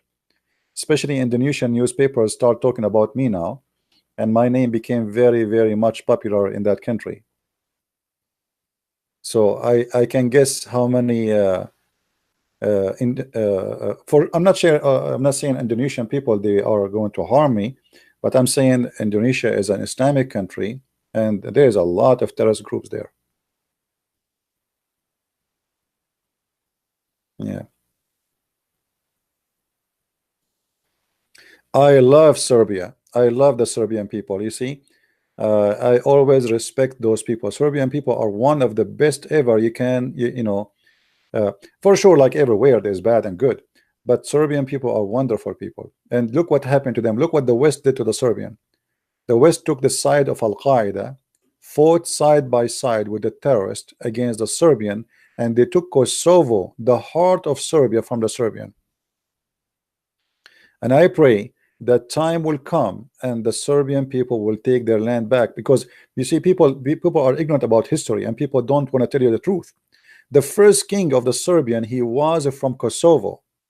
This is what Kosovo is for the Serbian. This is not a town. This is not the Muslims. They are the one who occupy Kosovo. This is not their land. If you don't believe me, go and read history.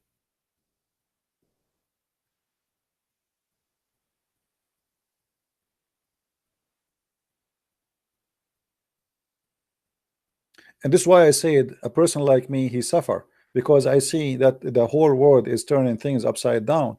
I mean, look, the victims, they made them criminals. Erdogan is making speeches about he will teach the killer in New Zealand, he will punish him as if he is the king of this earth.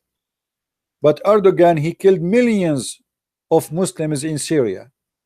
He killed millions.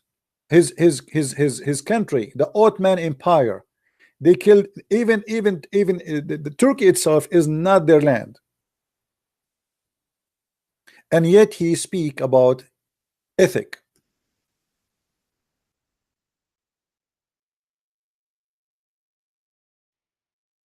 Criminals are the most people who speak about ethic, but they don't have it.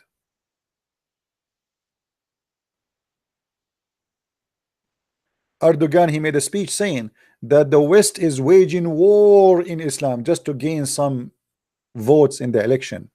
He is a very devilish man.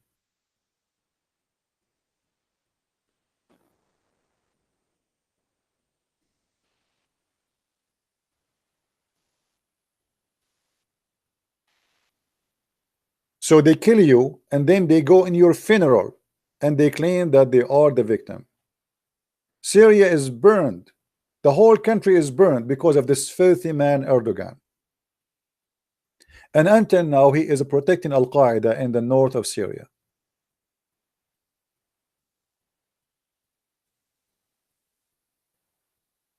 No, Erdogan is not losing his mind, my friend. He's a very smart person.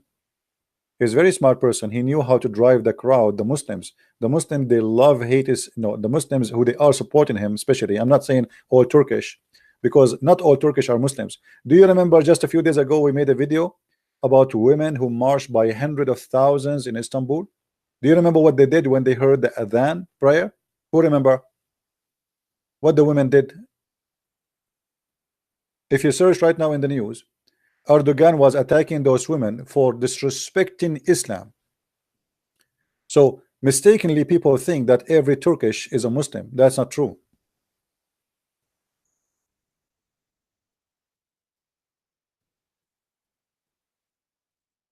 Let me find the video.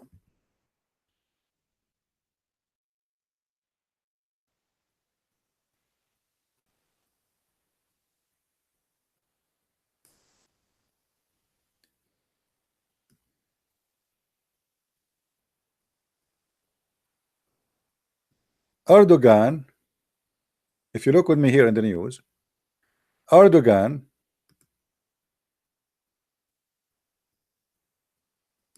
he accuses women march of disrespecting Islam, and absolutely they did respect Islam. The second they heard the adhan, they start whistling and shouting because they don't want to hear it. Hundreds of thousands of women, Turkish women. So who is the Muslim in Turkey? But this is what happened in Turkey. The second an Islamic party took a place or took the office, they will never leave until you have a revolution. Count my words and you will see Erdogan will never go. Will never go unless they drag him out of the office. Islamists, when they take an office, they never leave. They corrupt the election, they corrupt the country, and they change the constitution to make it fit with their new party. and this is what they do everywhere. Erdogan, when he signed to establish a party, he signed a paper saying my party have nothing to do with religion. And right after he won the election, he kicked all those who are not religious, and he switched the country upside down overnight. So now the liberals in Turkey, the only way for them to take Turkey back, and count my words, is revolution, no election, because they will always he will corrupt the, no matter what you do. Even if Turkey bankrupt, Erdogan will win the election, because Islamists are corrupt people who corrupt elections. They don't believe in election anyway.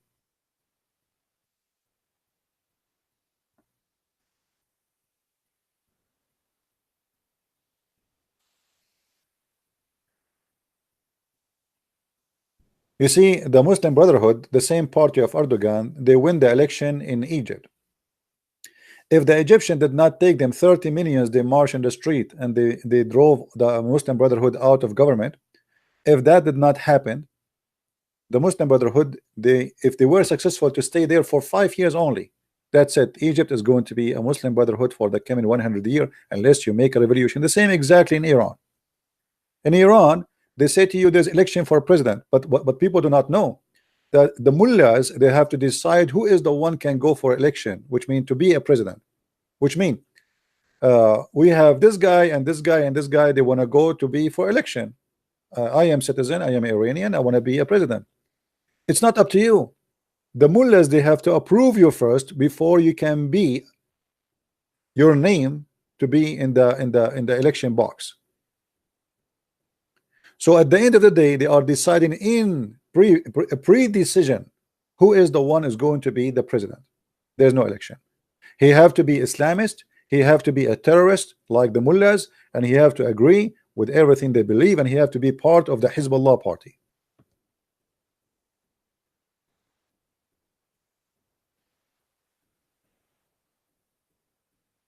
David Kenwood, ISIS is not gone. Absolutely, ISIS is not gone, and never gone. Actually, ISIS is Muhammad. Muhammad is the founder of ISIS. So what ISIS is gone?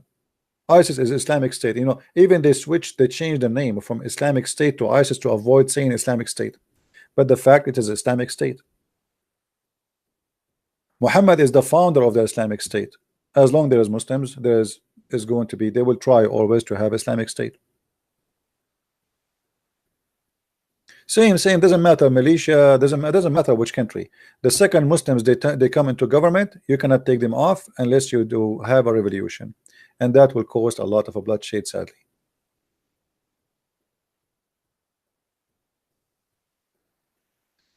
And the funny, Erdogan always he gives speeches about what's right and what's wrong.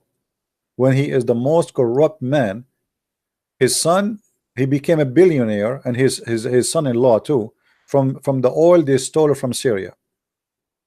All the manufacturers which was in the north of Syria, all the machines, all the cars, all the trucks, the whole city smuggled into Turkey.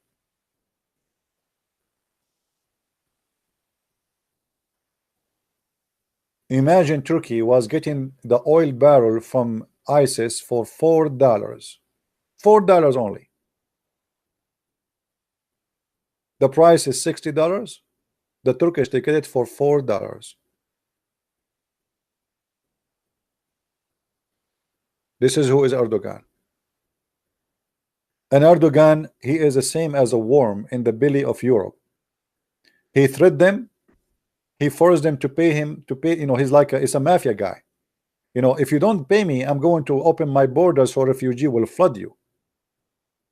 And now Europe, they have to bribe Erdogan with billions and trillions of dollars.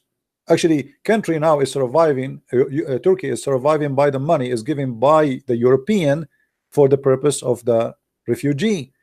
Erdogan, he spent 1% and he take the rest for his pocket to survive.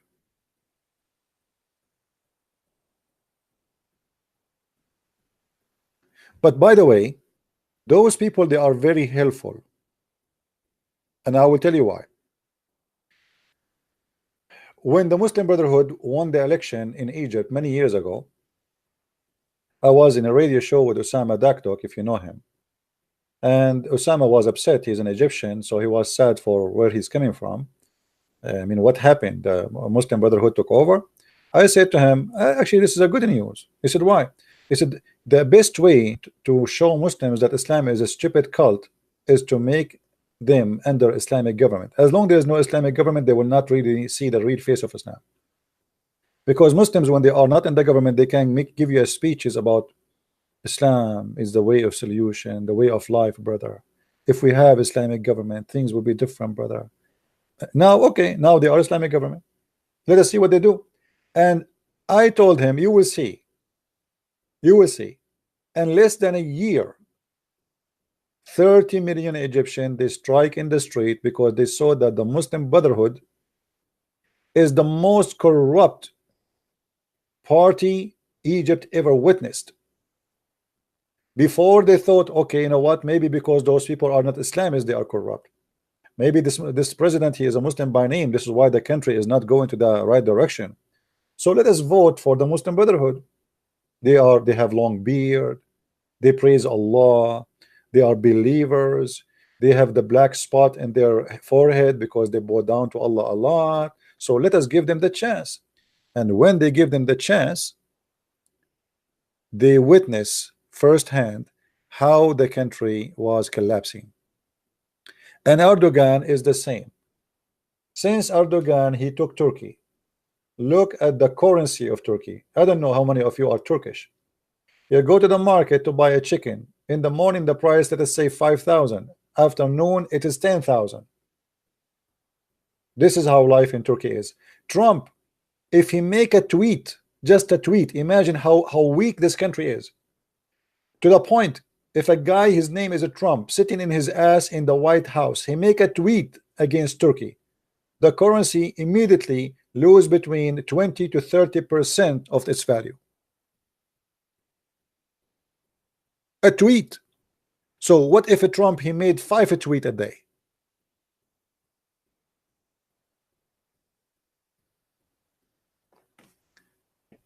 If you don't believe me, search for it. This guy, Trump, is very smart. I'm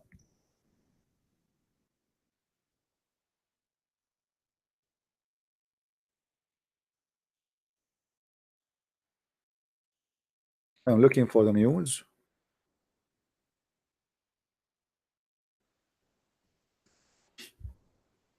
Look at this.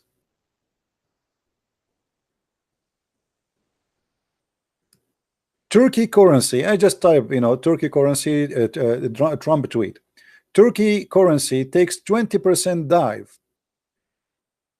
to fresh all-time low after Trump tweet. This is how bad the country situation is. To the point a foreign man from foreign country, he make a tweet and you lose 20% of the value of your money by a tweet. What if a Trump decide to make a tweet every morning? No, I will not take a call, guys, because I got things to do. Same time, I'm trying to avoid really not to take calls from Muslims unless they are scholars. If there is a Muslim, he is a scholar, I will talk to him. You know, I'm done with Muslim kids. They just make me shout, and you know, there's no point.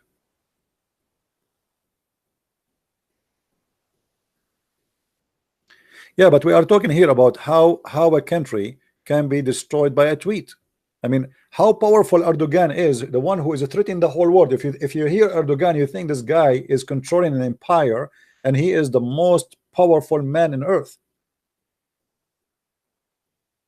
When his economy can be collapsed overnight by a tweet.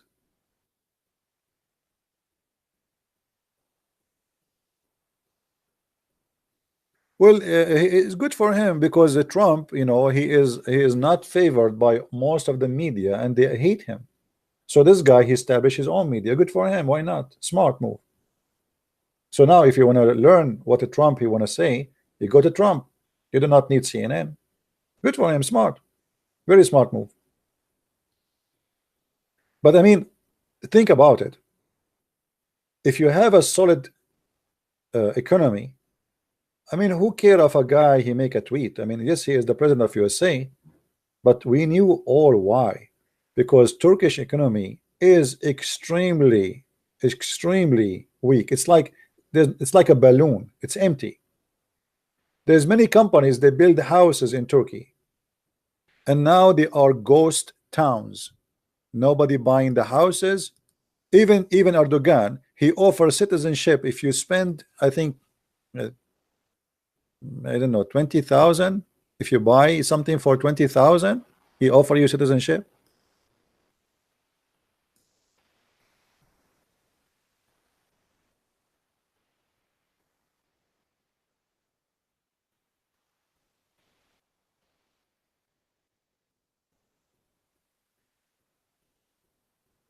Buruj Al Babas, 200 million house in development, located near wherever. It's a ghost town, and they make it look as if it is like Disneyland. Nobody have money.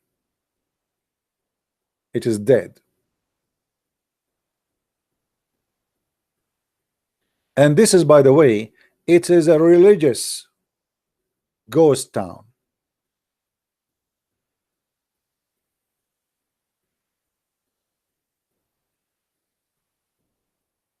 This is why if you go to Turkey these days, you are pretty much to be wrapped, kidnapped, and be missing.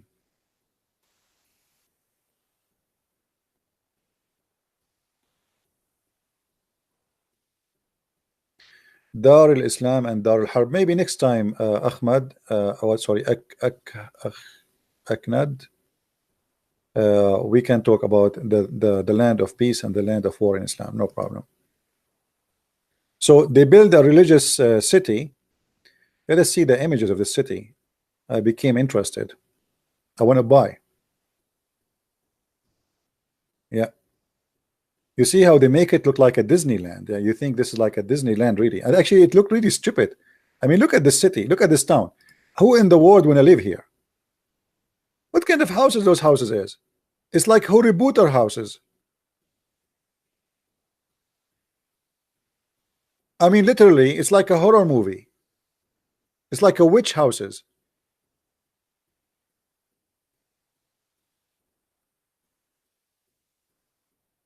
Who is going to buy there?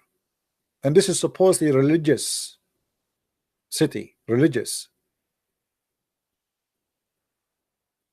What is missing to see Harry Potter flying in the top of his broom?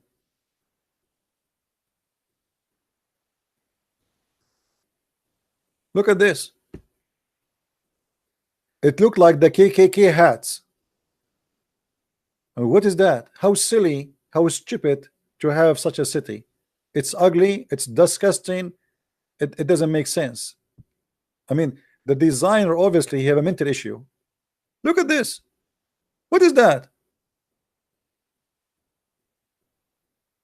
I mean, and they were making commercial about it. This is a religious city, this is a Muslim city, Allahu Akbar. All people who live there, they are very strict religious, and this is why nobody want to buy there.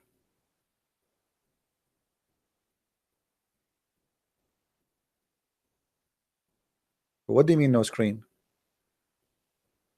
No, my screen is off. Is on. All black. Oh, okay. Hold on. I think my connection is getting weak. Okay. Hold on. Let me see what I can do. Give me a second, please.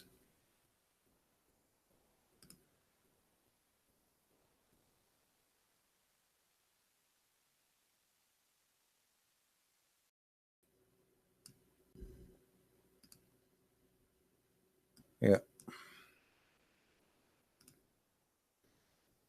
Okay. What about now? Is it working now?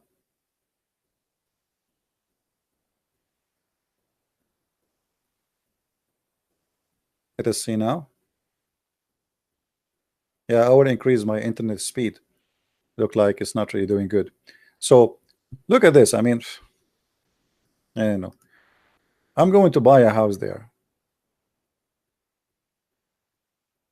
and I will open my camera and I will say to you, Shankabut Hashtatut, I am in the witch town of Allah.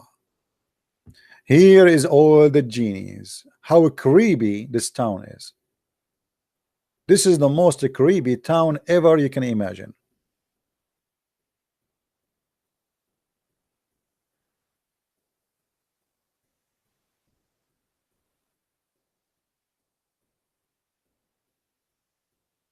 And what is that tower?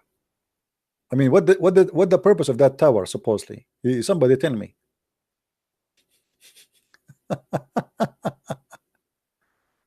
Anyway, let it go. Let it go. Yeah. Actually, I believe the reason for Erdogan wanted to be kicked out of Turkey and even to be jailed is not only to be his corruption, it is how much he destroyed Turkey when it's come to economy. You see, when Erdogan in the beginning, he did some smart move. He visited Syria. He have a good relationship with the president. They opened the borders for him. The import and the export was going crazy for Turkey, making great money. Where Turkey opened the gate of Syria all over Middle Eastern countries like Saudi Arabia, Jordan, even Israel. And then he changed his mind because he's a Muslim Brotherhood. He said to himself, let us support the Muslim Brotherhood and they take the president, and then we will expand our land and we will make Syria as a territory of Turkey. And then we will make the Muslim Brotherhood take over Jordan, and we will make Jordan a Muslim Brotherhood territory, part of Turkey. And Egypt won the election by Muslim Brotherhood at that time. So he said to himself, oh, we can now connect Turkey all the way to Egypt, and all this land will become the caliphate land of the Muslim Brotherhood. And he wanted to be the caliphate. It was a dream. And then the Russian, they screwed him up. And then the Saudi, they put more nails in his bum. And then the Emirati, they give him more screws.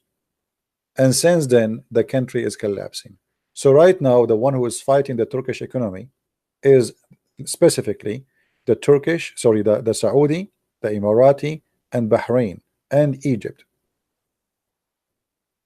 And Erdogan is not trustworthy for European too. They knew he is a gang person.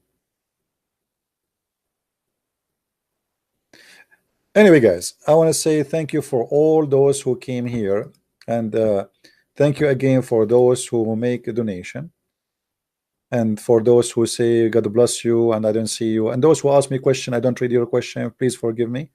Sometimes it's very hard to read all the questions.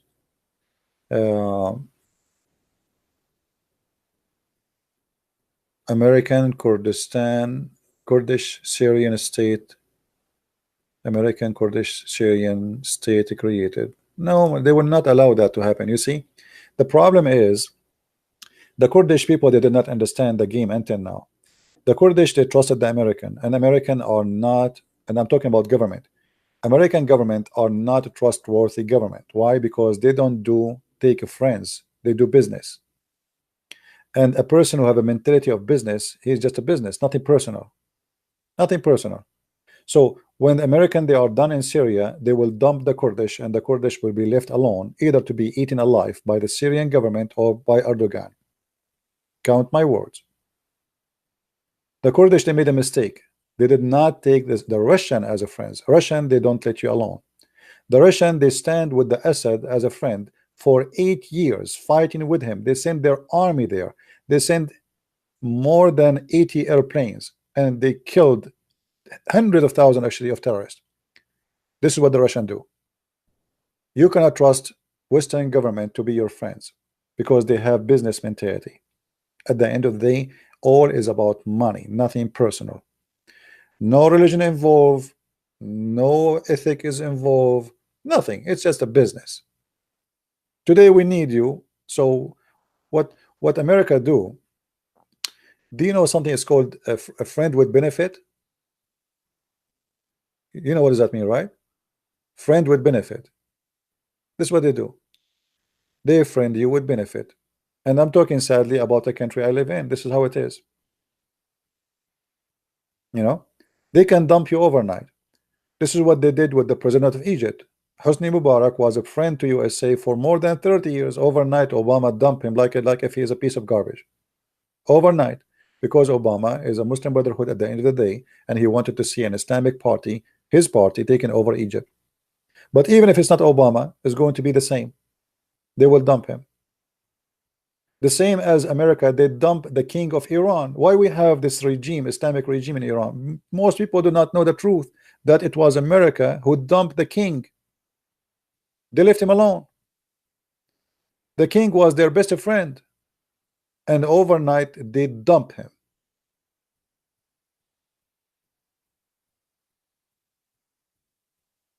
The Russian, they don't do that. The Russian, you are their friends, they will go to war with you. And this is why the Assad, he was smart, even though he's a dictator, he is a criminal, whatever you want to call it, but he was smart. Him and his family, they have a friend they can trust.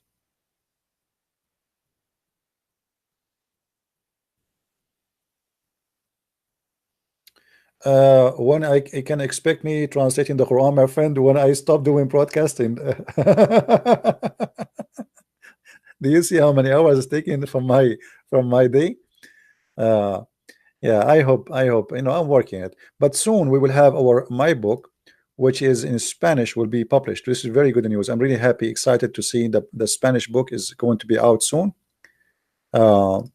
because the Muslims, they are targeting Spanish people, big deal. And I'm really grateful for the person who did the translation voluntarily. I did not pay a penny for it, as all my other translations. You see, the Lord, yes, I am poor. Yes, but always I see that the Lord always provide me with amazing people who I can trust, and look how great they are voluntarily. All those who translated my books, the Dutch one, the German one, the French one, the Swedish one, the Spanish, I mean, you name it, they did not take a penny. It's amazing how the Lord, he can make people work for his glory. So I really appreciate those people, and the same as I appreciate all of you, appreciate your support. And if not the help of those people, I will not be able to do what I am doing today. Actually, I will not be able to even, you see, I spend, maybe, I don't know how many of you know me for how long, but I am fighting Islam in the internet since the first day I have connection to the internet. The first day ever I have connection to the internet, it was the first day I start exposing Islam. I remember, and if you go and see, let me see if I can find you a video just to show you how I used to make videos before.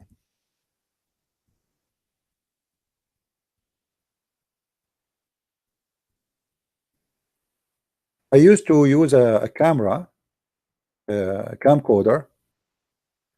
I'm trying to find the video. There's a video made by the Iranian TV.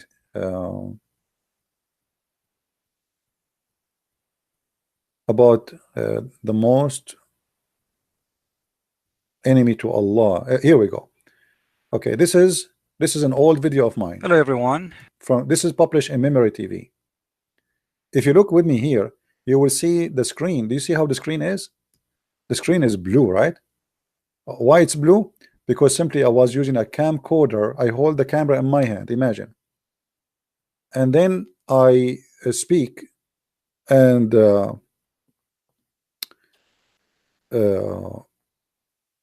camera is recording, and then I have to process the file. It takes forever. Computers in the old days are very slow. Internet is horrible.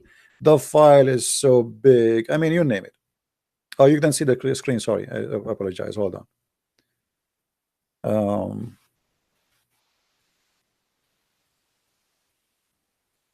Yeah, if you search here, I used to have a channel. It's called Investigate Islam, and always when I have like 70, 80,000, I lose my channel as usual. This is why by now I should have really millions of subscribers. So Investigate Islam featured in Iranian TV. The Iranian TV, they were making a program, and here you see this is the Iranian TV. Memory TV clips used by Iranian TV, channel 2, Iran, November 5, 2007. And I learned about it long after. I mean, I did not learn about it in 2007, but somebody saw it and they say, hey, your video is in the Iranian TV. So look how I used to make the videos at that time. You know, very hardly you can read the text. I think you can tell, right? Hardly you can read, you can see the text. And in this program, they were talking about the most enemy to Allah, the most enemy to Islam. The same exactly what we read just a few days ago in the Indonesian newspaper. The most enemy to Allah is a Christian prince, right? Yeah. So I did a lot of work, and I'm really happy for what I did, because tens of thousands of Muslims left Islam because of my videos, and I am not exaggerating. I confirm that to you.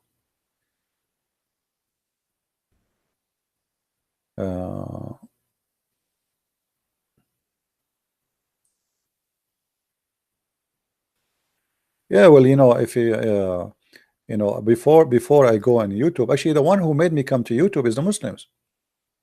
The Muslims.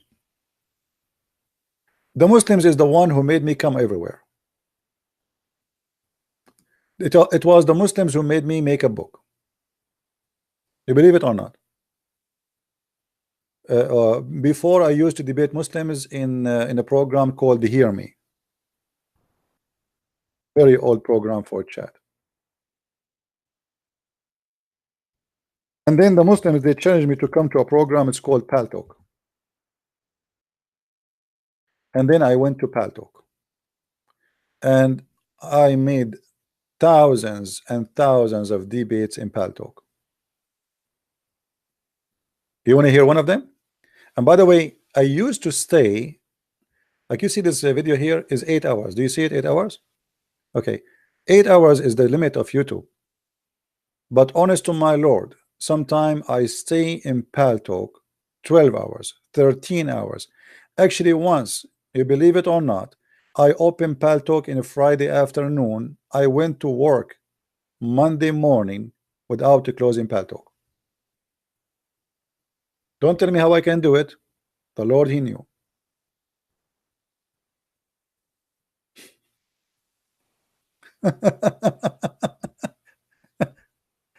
I came from work Friday. I came from work. I took a shower. I ate. I opened Paltalk. But at that time, things was easier for me. I will tell you why. I was living in a small studio. So the kitchen is just next to my table. You know, like I want to eat something, I can grab it from the counter. You know, I don't need to move anywhere. But I was really happy at that time, because when I come to Paltalk, the Muslim, they used to have like, oh, today a sister want to convert to Islam. In less than 6 months, all those who converted to Islam, they left Islam in my chat room. And then after that, a disaster start happening for Islamic chat rooms. They shrink, they die, nobody listen to them, nobody believe them, and Muslims start leaving Islam left and right, to the point even admins in chat rooms, they left Islam. There is a guy, his name, he's a doctor, I forgot what his name. 3 years he opened a chat room, the name of the room, Christian Prince Exposed, something like that. 3 years every day he attacked me. The whole chat room is about just a Christian Prince. And then one day he came to the chat room, my chat room, and he said, this guy is telling the truth and I am out of Islam. First, I thought he is being sarcastic, because everybody knows that this guy, he hate me to death. So people, they said to me, ask him to come to the mic, let's see what he's, you know, maybe he mean it. But I could not believe it. A guy, he hate me very much. He took the mic and he said, Islam is the biggest lie. Everything he said, I check it out, it's true. Everything he said is true. Nothing there is not.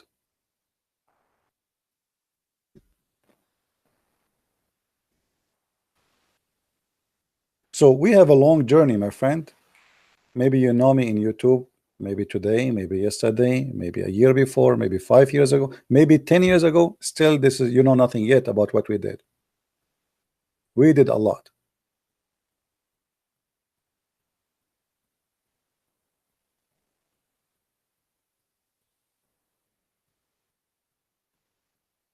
And you know, now if you are a Christian child and you watch my videos, you can debate any Muslim. Now, no matter who is this Muslim. What do you think about the Quran of Osama Daktok translated? Generate. It's very good translation actually. Yeah, Osama Daktok. Osama Daktok is a very good man. You can trust, you know, his work. Uh, but me, I'm going to make the translation made in different way, and people will notice what I will do. But yes, Osama Daktok is a trustworthy person. He's very good. He's very decent, and he's very brave too. You know, very brave. I respect him. Yeah. Um,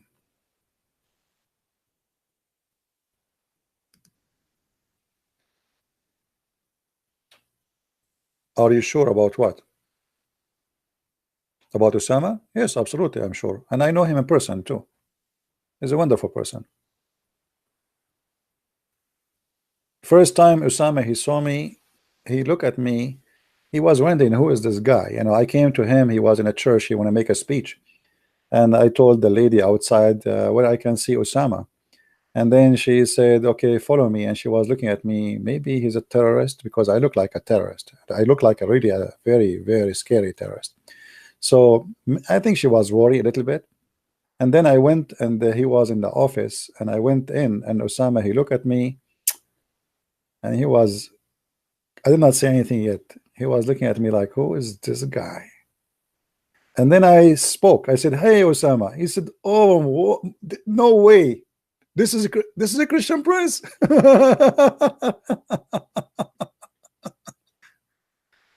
You know, if I don't speak, there is no way you will know. But when I spoke, right away, he noticed that this is me. He said, I could not believe it that you look like this. And now you know why I'm still not married. So you get an idea, didn't you? I scared the hell of him. So God is good. uh,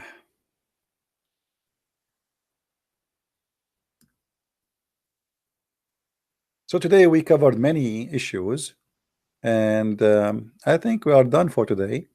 So let us leave something for tomorrow.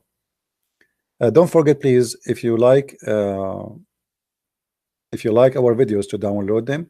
I made a video yesterday, actually a few hours ago, uh, about 350 people converting to Islam. Search for the title and you will find the title. It's not in my page no more. And there's a video about Muhammad being a white supremacist. Please look for the video and download it too, and share it with your friends. So I want to say thank you for all of you to be with us tonight, and to support me and to support what we do. And God is good, and always put your trust in the Lord. He always provide what you cannot make by yourself. You see, we can depend on ourselves. It's good to be God. He don't like people who just depend in the prayer, right? He says work, and I will work with you. So we are people who work, and the Lord, he will work with us. But the important about your work is not to be for your own glory. Work, and the Lord will give you. The Lord will provide you. The Lord will be with you. Don't think about, you know, the Messiah, he spoke about, look at the birds, how they survive, how beautiful that example is. So you can be a person who provide work, and the more your work is provided for others, not for your sake first, then is going to come for your sake at the end. You will get the benefit, even if you think you are just doing, you know, I mean, a charity work. Maybe I'm just helping somebody. I mean, there's no benefit for me. Trust me, there is a benefit for you, and the benefit will come to you sooner or later. And the best benefit I see in my life, that the Lord always send in front of me the best people ever you can meet. Wonderful people, loving, caring, and always they care for help, and I really appreciate them, and I appreciate the Lord sending those people in my way. And as we say always, God is good, and the good come to the good. So let us end it with this for today. May the Lord bless you all, and until we see you soon again, Christ is Lord, Islam is false. And thank you very much for being here. Take care. Bye bye.